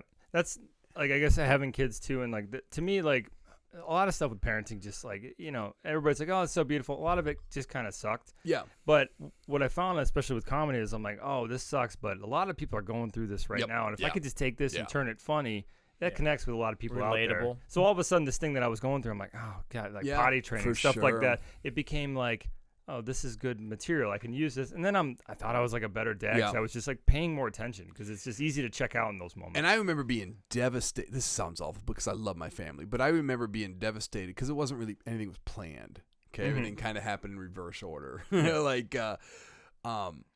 And I don't play this for my kids, but like, I mean, I just love. Yeah, they're fine. But it's like. Seriously, don't play this. I'm just kidding. But like, no, you're fine. No, you're fine. Your twins are our Patreon member. So now I'm torn between. Now I have kids and a family, but I still love comedy. So it's like I'm in this weird juxtaposition of like not knowing what to do. But that was like a good thing because that was a moment I'm like, my wife's gonna take this away from me. Which she had every right to as a husband. You have responsibilities, and as a father, she was going to take this away from me because all I was doing is pretending to be a comic when I was drinking, partying, staying out late. So then what I had to do is I had to look myself in the mirror and say, Bloody Mary. No. I can never get to the third one. Yeah, no, me neither. 2.5 is pretty good. To ask myself, Chris, what are we doing? Is this all about getting girls? Or are you maybe good at this comedy stuff? Right. Because I was just like, you can get by, but maybe you're good at this. And that was the moment where I drew a line in the sand. I'm like, if I want to keep doing this, I have to adjust, and I have to so that's why I developed these rules. That's when I started working at the comedy club. That's when I kind of gave up drinking. It didn't happen overnight, but it slowly happened. I wrote, but because that's what I was saying when my wife got pregnant, it was devastating. Only in the fact was I know I can't do comedy anymore. When in fact, it made me better. That's what I was going to follow up with. It's like, so essentially, was it really hard? Did you let go completely of the set behind you where you're like, I'm going to develop new stuff from here and stop using it? Yeah. And did that feel good to let it go? It felt good to let it go, but I still look back on it and saying that was some good. I was proud of that stuff. Like, people always talk about these comics that just churn out specials and like Jerry Seinfeld and all these Louis C.K., all these guys. And I should have that mentality too. Like, what material are you referring to? Sure. Yeah, but I'm like, no, I know that material. That material, I figured out a formula. Yeah. And those jokes that just, they work all the time. Right. And every crowd. It doesn't matter if it's a casino. It doesn't matter if it's a high school after prom. And that's what I was kind of going for. And that's what I really, when I had the family, I was so worried that I wasn't going to reach my audience anymore. Right. My audience was growing with me. They were having kids. Yeah. And that's why, Like, how is he still single? you guys know what a Nintendo is. We're like the crowd. You guys are going to come with me. And if I open up new people and that's how, long answer to your question. That's how you know what your material work. You can look at someone in their age and just be like, oh, they're not going to get this. Yeah. You don't have it's crow's just feet. basic. You don't Yeah. have crow's feet. You've never blown into a Nintendo cartridge. Yeah. I guess to follow up on that, I forgot who said it to me, but it made a lot of sense. But it's like, they're like, listen, do you want to be the guy trying to like still relate to someone not your age? Or do you understand that everyone out there is still your age? They just maybe can't be at the comedy show right now because they're stuck in the middle of having kids and they can't sneak away. That doesn't mean they're not out there wanting to hear your perspective about it, wanting to hear your take on it. And if you can take something that they're going through, spin it a little bit, make it a little bit better, you're still getting those laughs. They're just kind of not the college crowd anymore. And that made a lot of sense to me. And it gave me a lot more like, no, what am I doing now? Because what I'm doing now, I have such better eyes on. Yeah, and I have a lot of recycled punchlines. Sure, yeah. That I took from... Still yours. I cannibalized old material. Look at that word. Yeah. Oh, Yeah. I literally ate the paper. But, but it's basically another piece of advice. If you're not growing, you're dying. Yeah. So I was just, I'm like, again, being spoiled by working at the comic club, I'm like, oh, I have 30 minutes. I have 20 minutes. I'm good. Right. I can just do this. I can make a comfortable living. And then I went through like phases. Once it was like party animal Chris, hook up with girls Chris, to, oh, I can travel and make some extra money Chris. I can now it's like I need to do comedy. When it was a trouble, but now that me and my wife made these rules, I'm not going to drink anymore. Yeah. Baby needs diapers. Yeah, baby needs diapers. What? I can't buy myself new sneakers? You know sneakers, right? Drink tokens. I was trying to think of an old-timey word for shoes. I can't buy new... Sneakers. Sneakers. I can't buy new tennis tennis shoes. Yeah, tennis shoes. It's like, because we get it. When shoes were called sock Tennies. coats. Now you did say that you do cannibalize some of your older stuff. Yeah. And I'm kind of curious as far as what is your probably one of your top favorite bits that you're running right now. Like, is there like one that you just like, cause I know like when I've done it and with Jake as well, like there's a few that you're like, yeah, these are good, but there's a few that are like, this is a killer. Well, I think first off, they're all brilliant. Of course. It's just like that's asking me to pick my you're the favorite anomaly. kid, Yeah. Jonas. Just kidding, Jonas and Thomas and Ruby. I love you guys. But asking me, I see. There's one that I'm Excited New about. stuff is exciting. Yeah. Because it's not always fun, but to develop it. So my new thing is because I think of everything in my career where I had like almost, that was my album. Like, so that was my joke. So back in the day when I first started, I think where I gained a lot of clout at the open mics, because I was doing callbacks. And I don't think people knew what callbacks were, but it was basically I would tell one joke. I would refer back to that earlier joke, and that was like next level. When it was just a little bit of discipline, you know.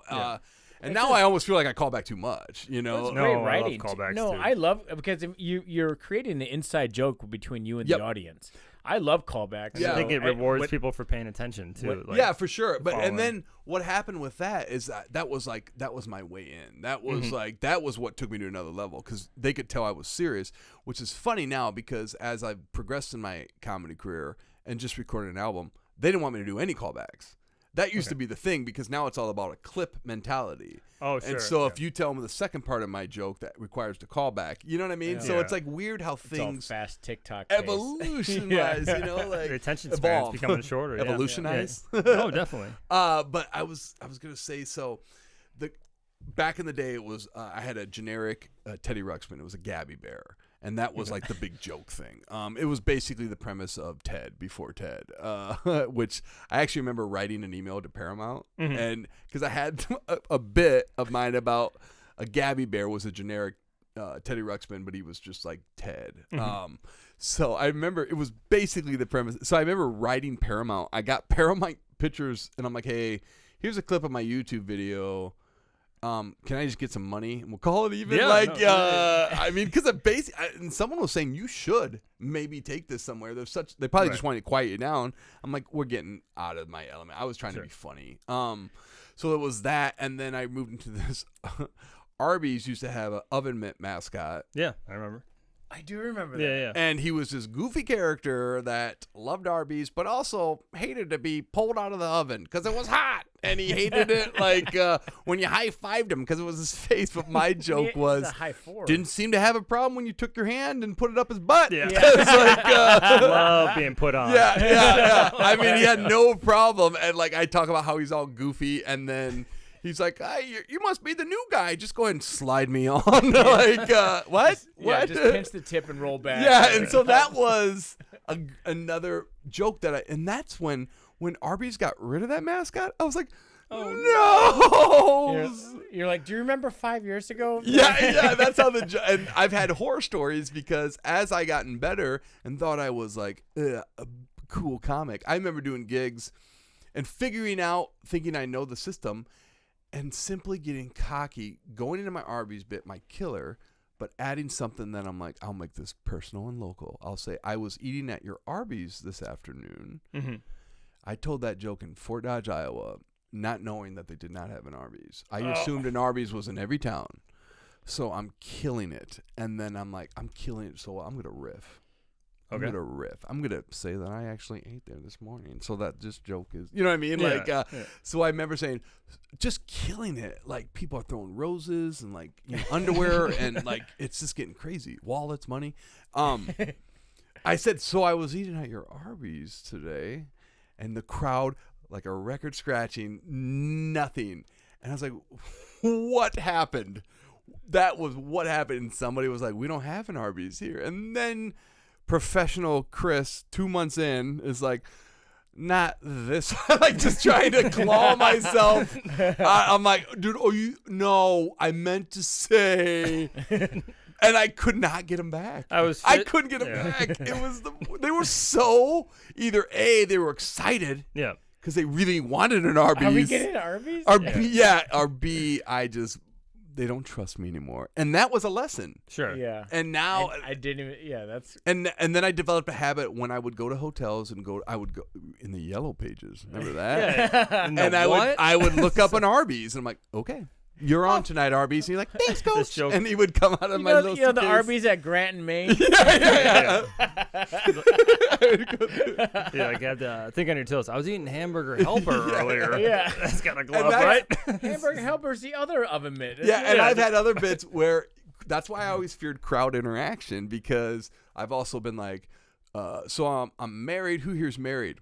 Oh, nobody's married. Yeah. No one has kids. Well, these next 20 minutes are going to be unrelatable. You're going to want to get married and have kids because... Guys, I don't know how to cut out chunks of my act yet. I have to have a rhythm. Actually, I think we had here on here, like, have you had, like, when you think of heckles, like, does any worst heckle come to mind? Like, what was, like this moment? How did you handle it? Yeah. I love these. One heckle that stuck with me because I like get it, but they were like, "How'd you get to be so sexy?" And I was like, "That doesn't even count." No, I'm just kidding. You guys like believed me. Oh my gosh! I see it. I was like, Indiana. My philosophy when I started was I hated the concept of heckling, and I just wasn't that brilliant. Because keep in mind, I'm pretty shy still, and sure.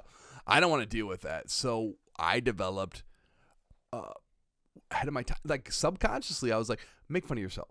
Right. Yeah. So all my comedy originally was about I'm fat, I look stupid, I'm ugly, and then if anyone like, oh, I'm coming to heckle, and I 8 Mile'd them. You know what I mean? They said that like, I tricked them. So now they were like, now if you heckle me, you're a bigger jerk. But as I've gotten more confident, another philosophy. Someone told me this advice: like when you go out in the crowd, you don't have to force the funny. You're just talking to them. Right. And if something comes up, something comes up. And it's even funny, and people do it all. It's like a stage line now, but like, what do you do, sir? I'm a dentist.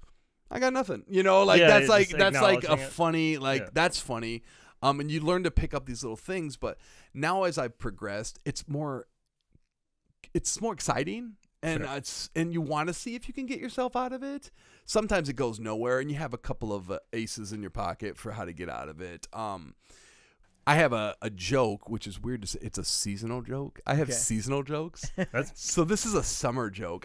Which means I don't tell in the winter. Like I don't think I'm the only comic that does that. I've never heard of it. I have Halloween jokes and it's almost exciting. It's like getting the decorations out. Sure. But I was telling a seasonal joke about mosquitoes. And I can start to tell it now because we're getting into the summer. Yeah. So it's always nice to revisit it. But I was telling a joke about mosquitoes about I don't smack them or spray them anymore because that's too quick. I want to send a message. So I let the mosquito bite me and he leaves and I follow him home. And then when he leaves, I go into his house and I kill his family. And I write on the wall, "Who sucks now?" in their blood. So it's like a really... And then my favorite part of that is so I get to laugh usually. And then I'll be like, so I told that joke recently. I'm like, that was a joke. But I would say that was a joke. And I'm like, I don't want you guys to think I really go into a mosquito's house. Like, like where I explain it condescendingly almost. Yeah. But, and then I'm like, I told that joke. So that was a joke originally. And then it developed into another joke because I told that joke recently and somebody in the crowd was like, actually, female mosquitoes suck blood. You said it was the husband. And that really happened. A guy was calling me out on the accuracy of my material. And what happened was that became a bit because then I was like, oh, this must have been this was like the nerdiest heckler I've ever dealt with. And then I tied it into this, like, I love it when I can write a bit that has jokes in it. Because I usually don't tell longer jokes unless it has stop checkpoints, to get to the next joke within the joke. But I told that and I was like, nerdest heckler I've ever had. And then I'm like, I don't deal with heckling. I hate it. It makes me nervous. And that's true. Yeah. That's true. So I'm being honest. So that's another plus. And then, so I'm like, I just ignored him, finished my show, got my standing ovation, whatever. So that's another point. Followed him home. I'm talking. Yeah, exactly. And you see where it's going. Yeah. And I saw that guy. He was out in the lobby and I didn't approach him or anything. What I did was I followed him home, and that's all I know. Thanks, Bob and Tom. It's usually better if I don't get interrupted, but I'm just kidding. That's exactly what happened on Bob. But I felt the heckle stuff. I'm sorry. What happened was you made me. That has happened. Well, people guess that, and so what I do now, this is like a weird thing. That's how meticulous. I tell it faster. Oh, okay. I tell that joke faster so you can't guess that. You're not going to take over the show. And it's weird how some of my stuff, like the sports one, I play basketball, football, soccer, hockey, and people are like, oh, you mean it's happened.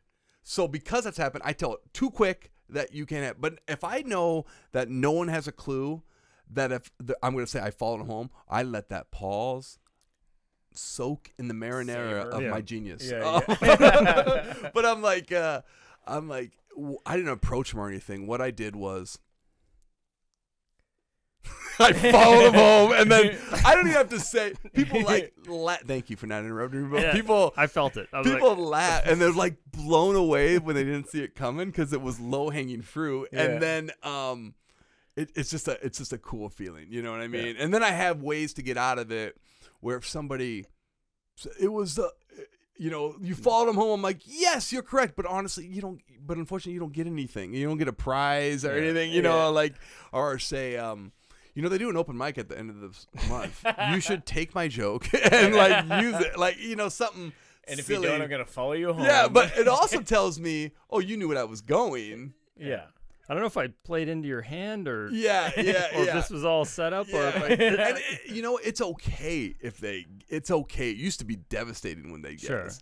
But now it's okay. You're part of it's basically, you've seen artists do it like musicians where they stop singing their chorus and the audience just sings. I was like, that's cool. Yeah, so if they're gonna guess my punchline, that's neat. Yeah, for sure. I saw Brian Regan perform, and it was great because I'm a huge Brian Regan fan. And at the end of his set, he's like, "Does anyone have any requests?" A comic asking for requests. So Because we live in this mentality that we have to be Free bird. original. Yeah, like Yeah. we have to be original. And he did his stuff. It was great. And then he's like, all right, guys, thanks for being patient.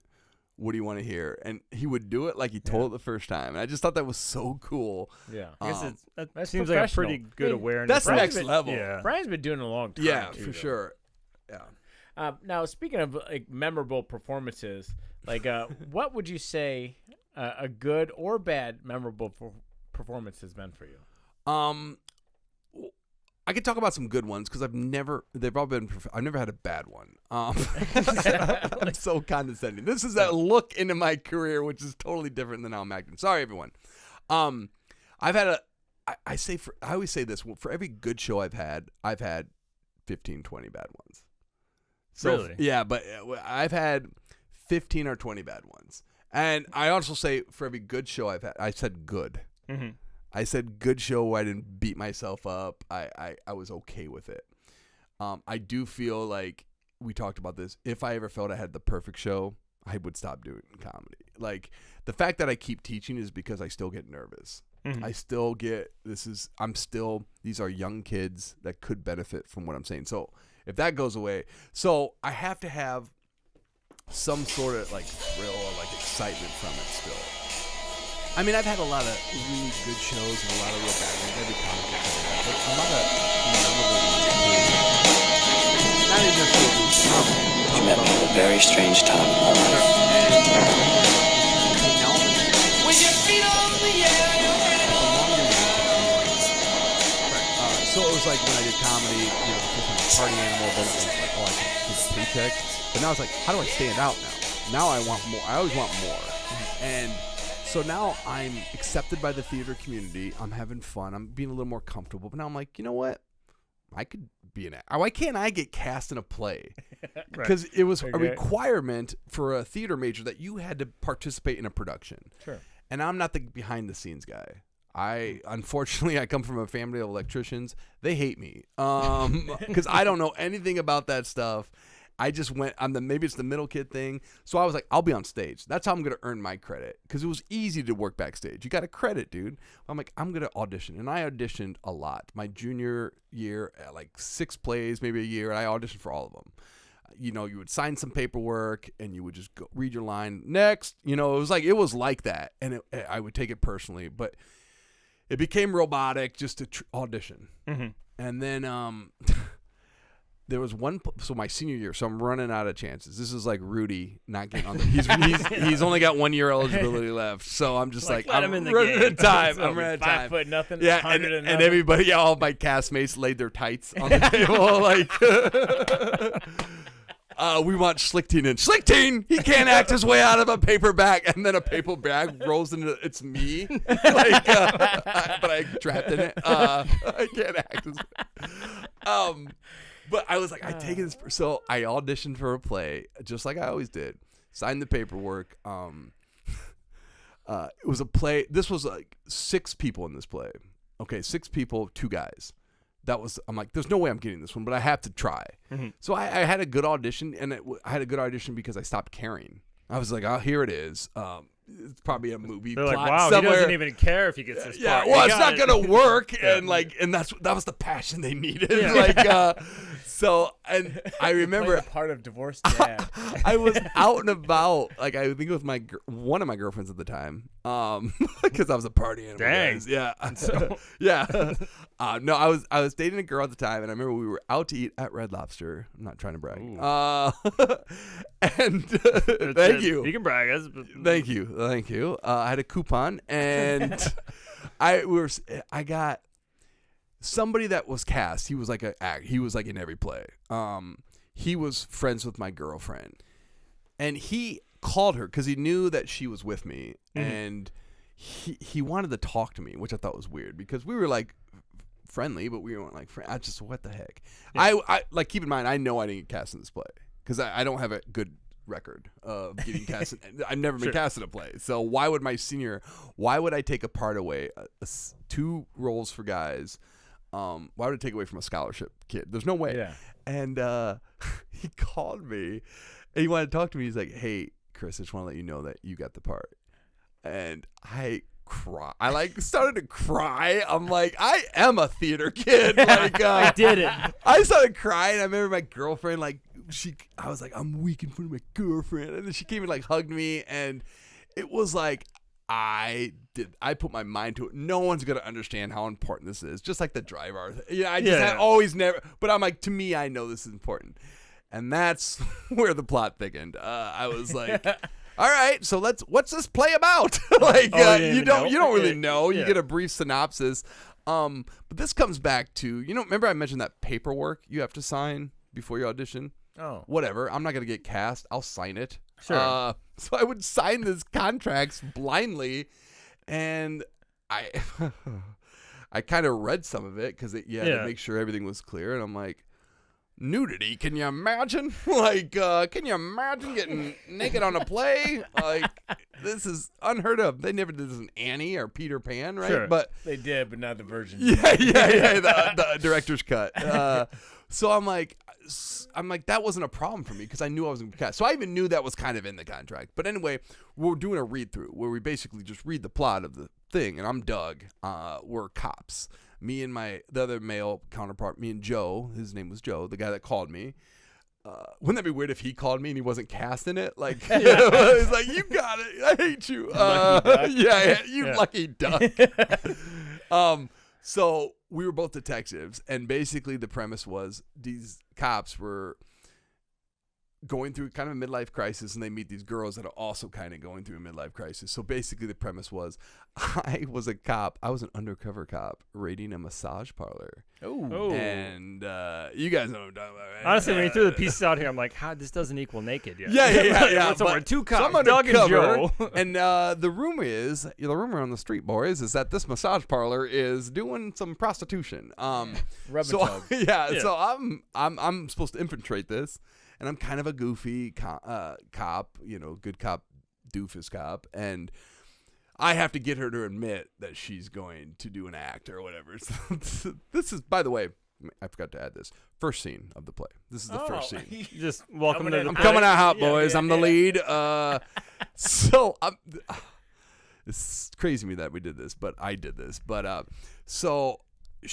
like, so what can I get for $200? So you're naked on stage at this point? Not yet. Okay, so I'm just swinging my legs over the table. Because I got to get her to. She's like, well, why don't you get undressed? And without hesitation, my character was excited. I was nervous as hell, but right. I have to play like, okay. So I just take everything off. I'm naked, and I stand by. It was very cold in that theater. That's science. That's your human thermometer. Yeah. So everyone was like, I get it. The cop has, penis issues. I'm like, no, that wasn't the premise at all. No like, ED in the script. This is scene one? This is scene one of my debut play, which both my parents were there. Yeah. But here's my thought. Mom's like, nothing. Here's my thought process. Again, just like that time in North Carolina where I told myself, you're not going to die. You're not going to die. Emotionally and mentally, you will die. Or want to. So I went back to this, Chris, you can either, it's fight or flight. You can walk out of this and say, plays are stupid. Right. Even though they've saved my life for the last year, like being in this theater. No, stupid. And or you can do this, maybe outshine that brief scene. That was one scene. I have more lines. And like I'm in every scene basically. I'm like, this is real acting, Chris. This is stuff that like Clooney won't do. Right. Pitt won't do, even though I'm sure he has. Yeah. But you're like, just some of me has stage fright. Yeah. I'm not a good actor, but I'm willing to take the risk. I'm Johnny Knoxville trying to get famous. I've seen similar things, but there's a black leather couch and a small wall. Yeah. I just can't help but picture. When do we do the production? Production. Imagine your dad's in the back like, this is why you quit football. I made it. Also, by the way, I don't know why I don't do this as a bit. I need to develop this to a bit. It's a ballsy move. Oh, here we go. So I get completely naked, and part of the humor, it was more dramatic than humor, but part of the humor from the comic relief, Doug, is I essentially get her to admit that it is a prostitution thing. I arrest her while naked. Freeze. And she says, yeah, I said, you have the right to remain silent, blah, blah, blah. And she's like, shouldn't you put on some clothes?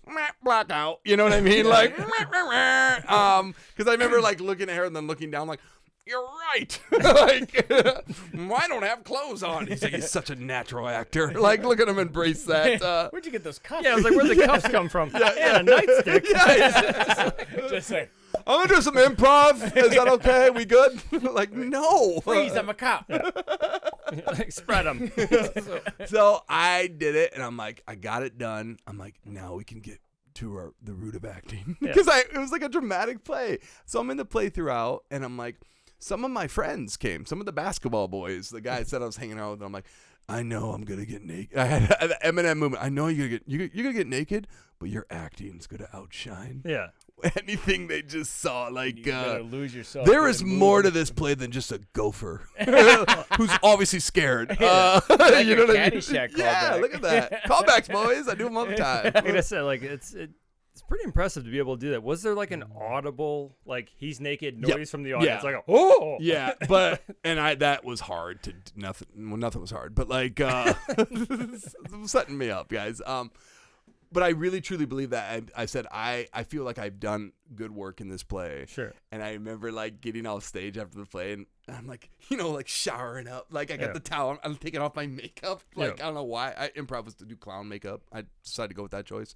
It's like, but I remember like finishing up, and the guys were like waiting, and I go, "What did you guys think?" And they were just like, we could see your dong. Like it was like, I'm like, so guys, would you think that scene? And they just literally said, we could see your dong. They said dong our song. I'm like, typical jocks.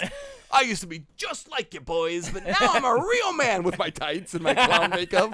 I'm enlightened. Yeah.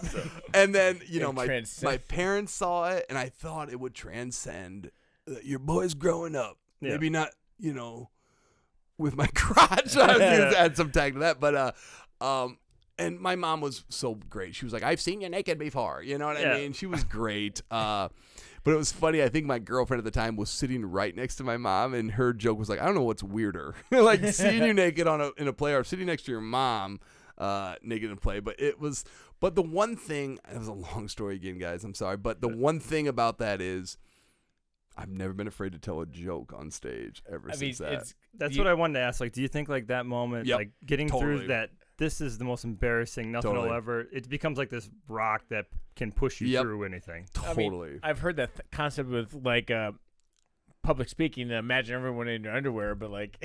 I just got it mixed up. Sure. Yeah. Like I feel like Adam did that to me. He talked me into doing a Tough Mudder once, and we did it. But he talked me into doing it in a Speedo, and just forgetting that I was much slower than him. Yeah. And the rest of the groups. Eventually, it was just me in a Speedo. It's fun when you're in a group with the guys in a Speedo, but it's other just, people are helping them push up. Like, do you have friends? Nobody wanted me to help them. Like, grab my leg. Eventually, it just got hilarious because, like, what am I gonna do here? This is. I heard some like really good advice from John Lithgow, and it was like a behind the actor studio. He terrified me as a boy. Oh yeah, but he's an Cliffhanger, actor. Yeah, he should have no problem saying he's not an actor, because that guy's an actor. Yeah, and he just had a great line that stuck with me too. They talked about, is there anything you won't do like on stage? Is there anything that you won't do in a movie? And he's like, he referenced, I might have been a Saturday Night Live skit or some other like comedy variety show where he was like, he had to step back. He was in the moment. He's like, he just took a step back, and he's like, the skit was like he gets birthed by like a whale, like a whale gives birth to a human or something. Sure. And it's him. So he's like, I'm covered in goop to represent like the fluid and stuff, and I'm just half naked, and I'm coming out of this prosthetic whale, and he's just like, you can't have any shame in this business. Like you got to be willing to do anything. And that's why that was like his moment where he knew he was an actor, because this is all pretend. Right. And that's why the showbiz aspect of me, it's I just want to make these guys laugh. Yeah. I'll take the fall. Like whatever you need me to do, guys. You want me to be naked? You want to make fun of me? I like to do whatever this is. This is fun. So if that's what I got to do, it's another thing where once I conquer that, I was like, that wasn't so bad. Right. You would think that'd be like a moment, but I'm like, now I want to do something else to top whatever that was. I just could never get satisfied. But it's still a great story. You know what I love mean? it. Like Yeah. it's fantastic. Insane. Like I mean, I showed you during a break, but I mean, I perform comedy in Speedos. Yeah. You know, so it's like, if you're not going to laugh at, like, my jokes, you're going to laugh Yeah. at, like, what I look like. You're also basically Patrick Swayze to my Chris Farley, though. If I look like you, I would be in a Speedo right now. Dude, I have the body of that Bigfoot video. It's just like a very lanky arms. And then I remember, like, when I got this role and I came to terms with being naked, I was like, well, I'm going to work out. I have 2 months. I'm going to try to get in ripped shape. I'm going to, for embarrassment's sake only. But it was literally in the contract that I had to sign was like, you cannot do any drastic body, like, you can't shed any pounds. You can't, put on any weight. You can't shave. Like they would like, because you wanted to maybe clean it up a little bit, make it presentable, get a little top hat or something, you know. But like, you know what I mean? I'd love to blame the contract. But they were like, and I remember like being ashamed because when I was in the 8th grade, I had diverticulitis. It was like they thought it was an appendix, but it ended up being like an emergency surgery. So I have a pretty decent scar on my stomach that kind of goes down to my crotch. Sure. And I'll show you guys later. That's a cool realness. Yeah, to it, for sure. To be honest with you, like, but exactly. So Been on the force 15 years. I'm going through all these phases. Like I gotta get naked. I'm kind of overweight. Can I still act? Like what? Can I out act this? Oh my! I forgot I have a scar. I've got a Build-A-Bear scar. I got down a the center of my scar, stomach. and I remember like this is like the most pathetic, like sad. Like this should be like a Hallmark commercial. But I was like, sir, I have a scar. Like I've been broken. I'm not like a regular human boy. Like Like perfect. Carry that energy into your character. He's like, you know what, Chris? Doug also is imperfect. Oh, yeah. I'm like, that's great, sir, but why am I sitting on your lap? It was like, but it was like that moment of, we want you to be perfectly unique. Also, why do I feel like the Arby's mitt right now? Yeah. Hand Like up there here. is no play, is there?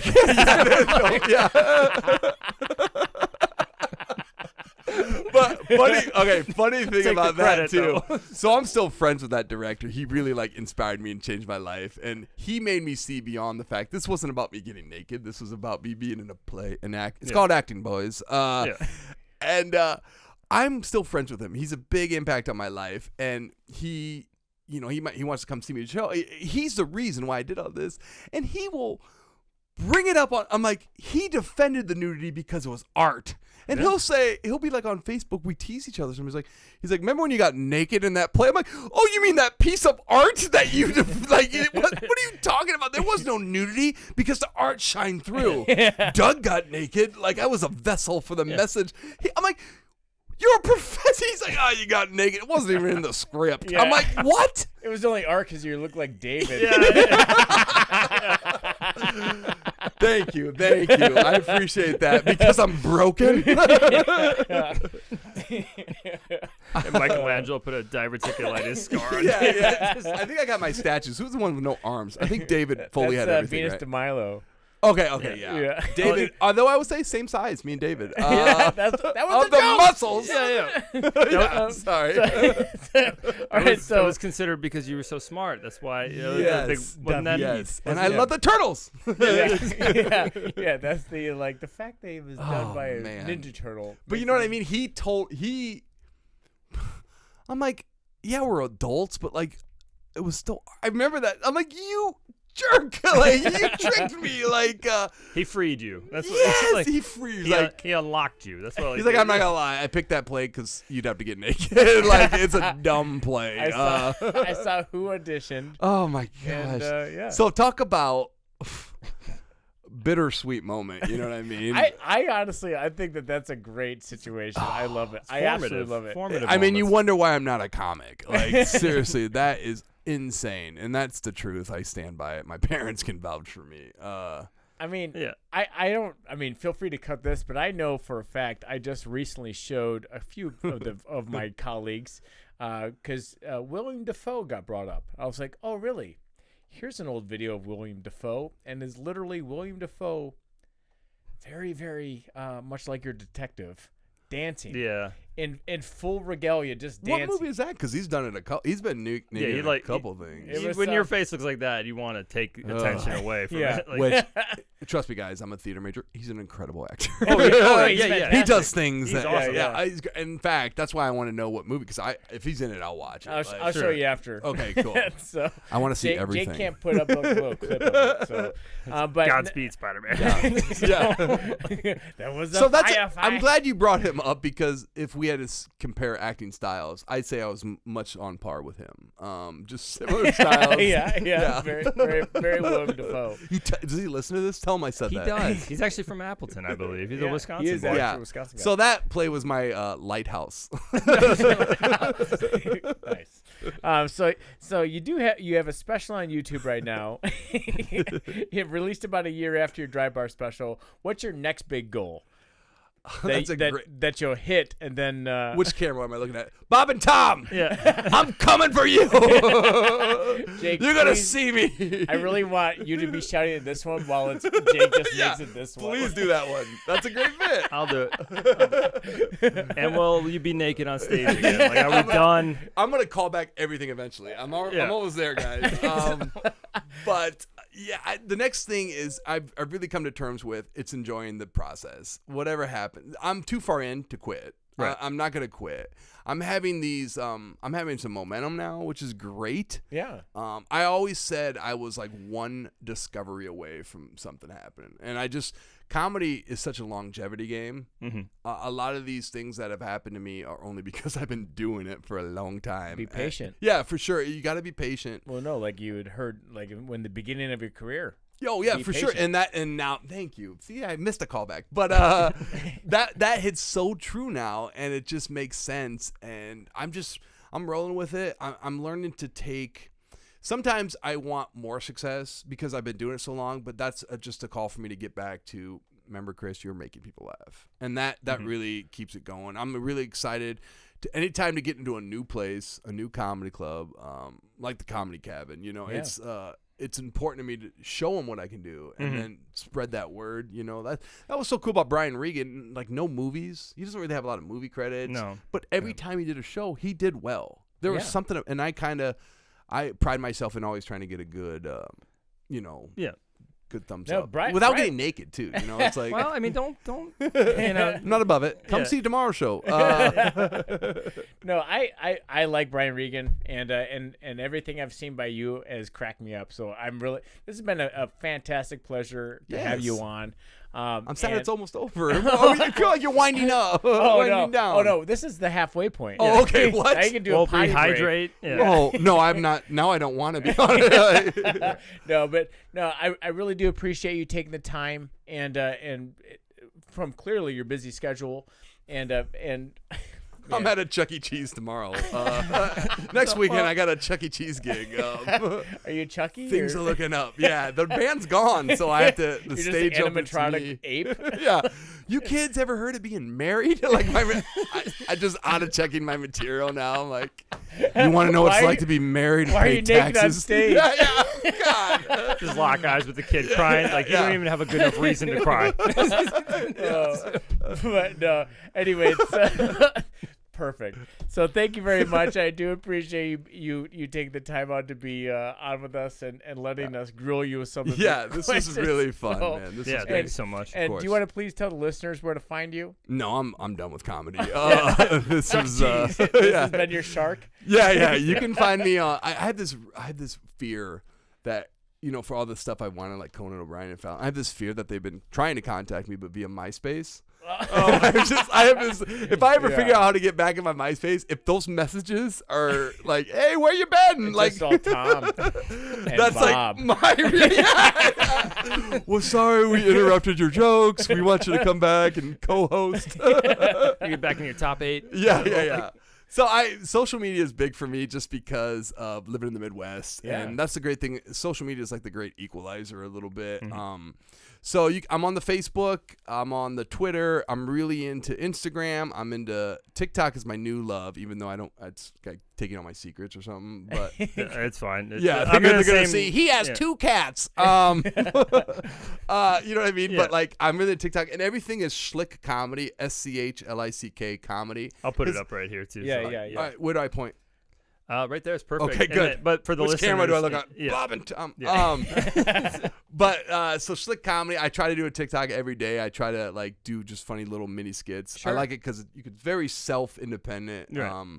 You don't got to get a whole camera crew and stuff. And my wife is a one-take wonder. She's like, I'll give you 1 take. Right. So it's made me a better actor. Luckily, I'm like a young I Defoe. feel like our wives can Yeah. hang out. Yeah, It's yeah, just yeah. like that. I'll give you 1 take, and it's tough when you're You're like, perfectionist. Well, But I've actually with TikTok, I've had some really cool moments of like viral, like, and that's really fun for Yeah. like it's a good mouth sweetener for like fame. You know what I Sure. mean? Yeah. Here's the thing I've learned about going viral. It lasts like 5 days, and after that 5th day, nothing Just happens. drops off the table. And I Oh. learned that the hard way. And I my first thing was my twin boys wrestling each other, like punched each other after a match. And I just put it on social media to show my dad because he wasn't there. And next thing I know, that thing's blowing up. And it was so bittersweet because guess what, guys? I'm not in that video at all. Yeah. And so Yeah. every like DJ radio thing we'd go to or like local talk show, I would try to shoehorn myself into the conversation. Who made these boys a comedian? Like speaking of comedy, I'll be at Chuck E. Cheese's tomorrow. I would try to like segue into it. yeah. But that happens every now and then I just always get viral for like weird reasons that have nothing to do with like a bit. There was this trend on TikTok where it was like it was a teenage dirtbag song. Oh yeah. Yeah. What is it? Weezer. Weedus. Weedus. Yeah. Yeah. And then Yeah. you played a little bit of that and you showed a picture of yourself now. Yeah. And then you went back to your high school, your teenage dirtbag days. So I was like early into TikTok, I was like, a lot of people tell me I look like the guy from Superbad, Okay. McLovin. I'm trying to think of the actors. I can't remember. Yeah, I know what you're think talking you about. just McLovin. Perez. Honestly, like, yeah, he should just change it to McLovin. Yeah, That's what for everybody sure, at knows this him as. point. Yeah. So a lot of people would tell me that without the mustache and when I was skinnier. And, Sure. I get anyone with a mustache. I'm Ted Lasso. You're Ted forever. Lasso. Yeah, for It's sure. just the mustache. I'm Paul so- Blart Mall Cop. I'm everything. Yeah, I'm your Uncle Gary. Just like anyone with a mustache. But Uncle Touchy. yeah, Uncle Gary. Yeah, Uncle Gary. But so I can't think of his name for the life of me, but McLovin, that's his role. Yeah. So instead of going back to actual photos of me in high school, I went back to just stills of him on Superbad with the vest. Thank you. I am Thank you for doing McLovin. And I thought it was dumb because it wasn't original. I was basically doing a trend, which Yeah. I felt uncomfortable with. Next thing I know, that thing's blowing up, and I'm like, oh, this is so cool. But then I'm reading the comments, and I'm like, uh-oh. They're like, we loved you in Superbad. Oh, they thought it was. It's just not you. You're my favorite, man. I have a shirt with you on it. I'm like, me? Chris Schlichting? Like, so I'm like, oh my God. They think. You should just hijack it. Be like, yeah, I was in all these movies. And Come see me do a part of- comedy. No, that's what I was doing. I'm like, Chris, Update your IMDb. what is social media? Like, what is TikTok? It's all pretend. Yeah. So yeah, people were like, they were getting arguments on the comment board, That's and you they were and like that? saying, you know how to read a profile, right? His name is Chris Schlichting. Like, it's not the actor's name. You know how acting works. But I was just letting them. I wasn't revealing it, and sometimes I would. It's and still buzz. I still get hits. Like, it's Yeah. crazy. It's like a year ago now, and it's so. In fact, I got so desperate that I reached out to Mintz Plaza. I can't forget his name, but it's something. But I reached out to Instagram. Instagram is great because there's no filter. You can email any celebrity, Right, and yeah. they technically see it whether they respond back. So I emailed him, and I'm like, "You want to have some fun? Like, you probably need a little hit. Like, you haven't done anything in a while. now I'm a jerk, but I'm like, hey, you should mention me." Because I'm trying to feed off that. Because now I know that Yeah, why not? viral lasts 5 days. So I have 5 days to beat this dead horse. I'm learning this right now. Do you know what I mean? Like, so I'm all in. I promised myself if I ever went viral again, I'm gonna milk that horse. Yeah, definitely. Usually, milk that. You know the old anytime expression. that I found milk out that horse. anytime I found out I was viral is usually after 5 days. Yeah. Uh-oh. Yeah. Penicillin, buddy. Well, you have a special on YouTube right now, which was released about a year after your dry bar. Yes, that's the Tom and Jerry one. Yeah. You're gonna hear a couple of dry bar jokes on there, Yeah. but it's dry bar was so shackling in terms of Mormon country. I mean, I consider myself a clean comic. Yeah. But after they kind of looked through my material, I guess I'm not a clean comic. You were basically a rum sprigna. Yeah. So I've never been paranoid about my act Yeah. not being clean until doing that. So Right. that added another wrinkle in the system. Mm-hmm. And so But it's got to be a different challenge. But it was a different challenge, and I was ready for it. Right.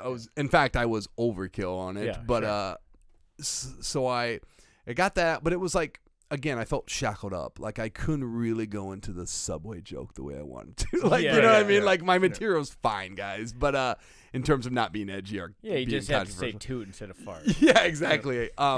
So after I got to record, so it's like weird because I'm achieving goals. Like I've written on the piece of paper, do a dry bar. Mm-hmm. First time I started dry bar, I'm like, that is so me, but it was so unrealistic. And then it happened, and I was like, wow, I got to cross that out. That's Right. so cool.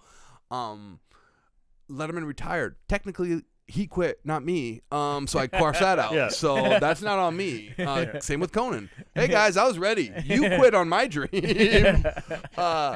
But the Tom and Jerry one is like the album. You know, it's an album, which kind of sadly we talked about how it's not tangible. You don't really like hold an album. You don't sell CDs or records. I'll probably get one. We a can record burn it. ma- Yeah, we can for find sure. a burner. It's not that there. hard. It's on like you can find it on Amazon Prime. Like Yeah. you can look up Tom and Jerry and you'll find my album, which you should download or watch or Yeah, do definitely. something. And this is like another cool thing.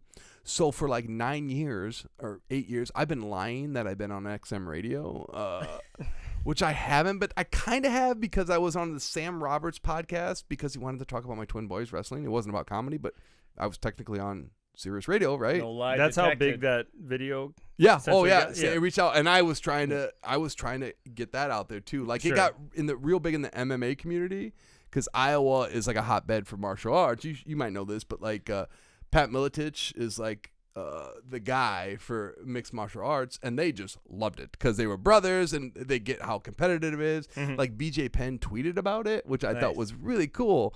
So it found its little niche. And that's how I ended up. Sam Roberts got a hold of it, who I was a fan of. He's a big professional wrestling guy. I love that. And I was on the show, but it was very Howard Stern-y. Sure. Like I was so excited to be on. I was nervous, and then you could clearly tell. Oh, they're making fun of me. I could see through that right away as someone that's been bullied. I'm like, so then I stopped being nervous. And then I just it was like him 8 and Mile 'em? yeah, I've 8 miles so many people in my lifetime.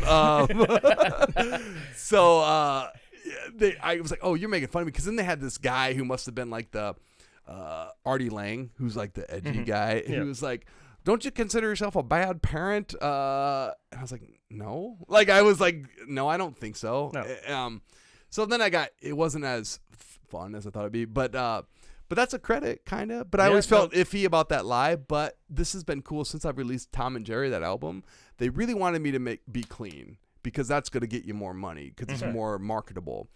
And it got picked up by like Sirius Radio, like Laugh USA or something. And I don't have Sirius Radio, but friends will send me messages like, "Hey, you were on the radio today." That's got to That's be awesome. Yeah.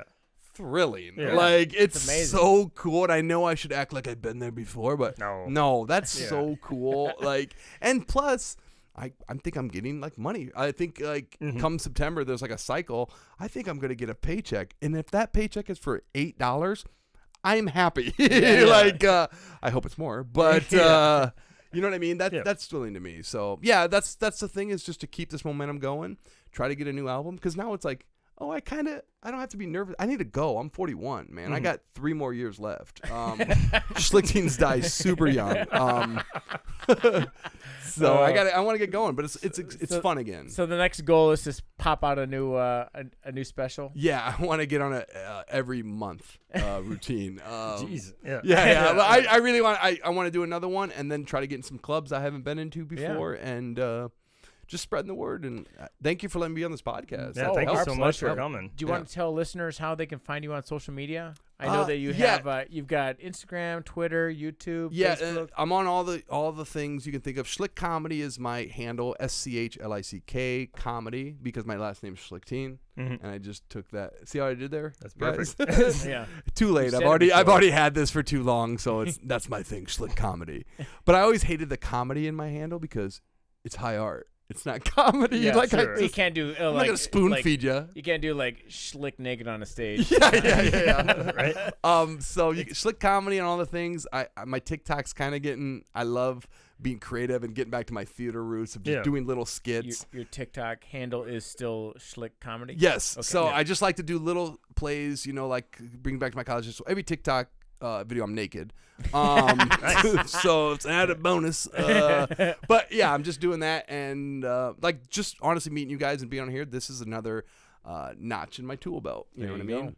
Yeah. Add it to your update your IMDb. I already my Wikipedia. The Not Untouchable podcast. Yeah. Can we get one of those? I'm gonna get on that. And thank you for letting me talk more than on that one show that I did that one time. I don't even remember who those guys were. Yeah. It was Bob and Tom. All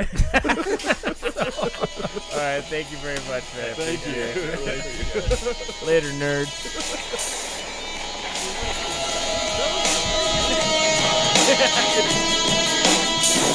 You met me at a very strange time in my life.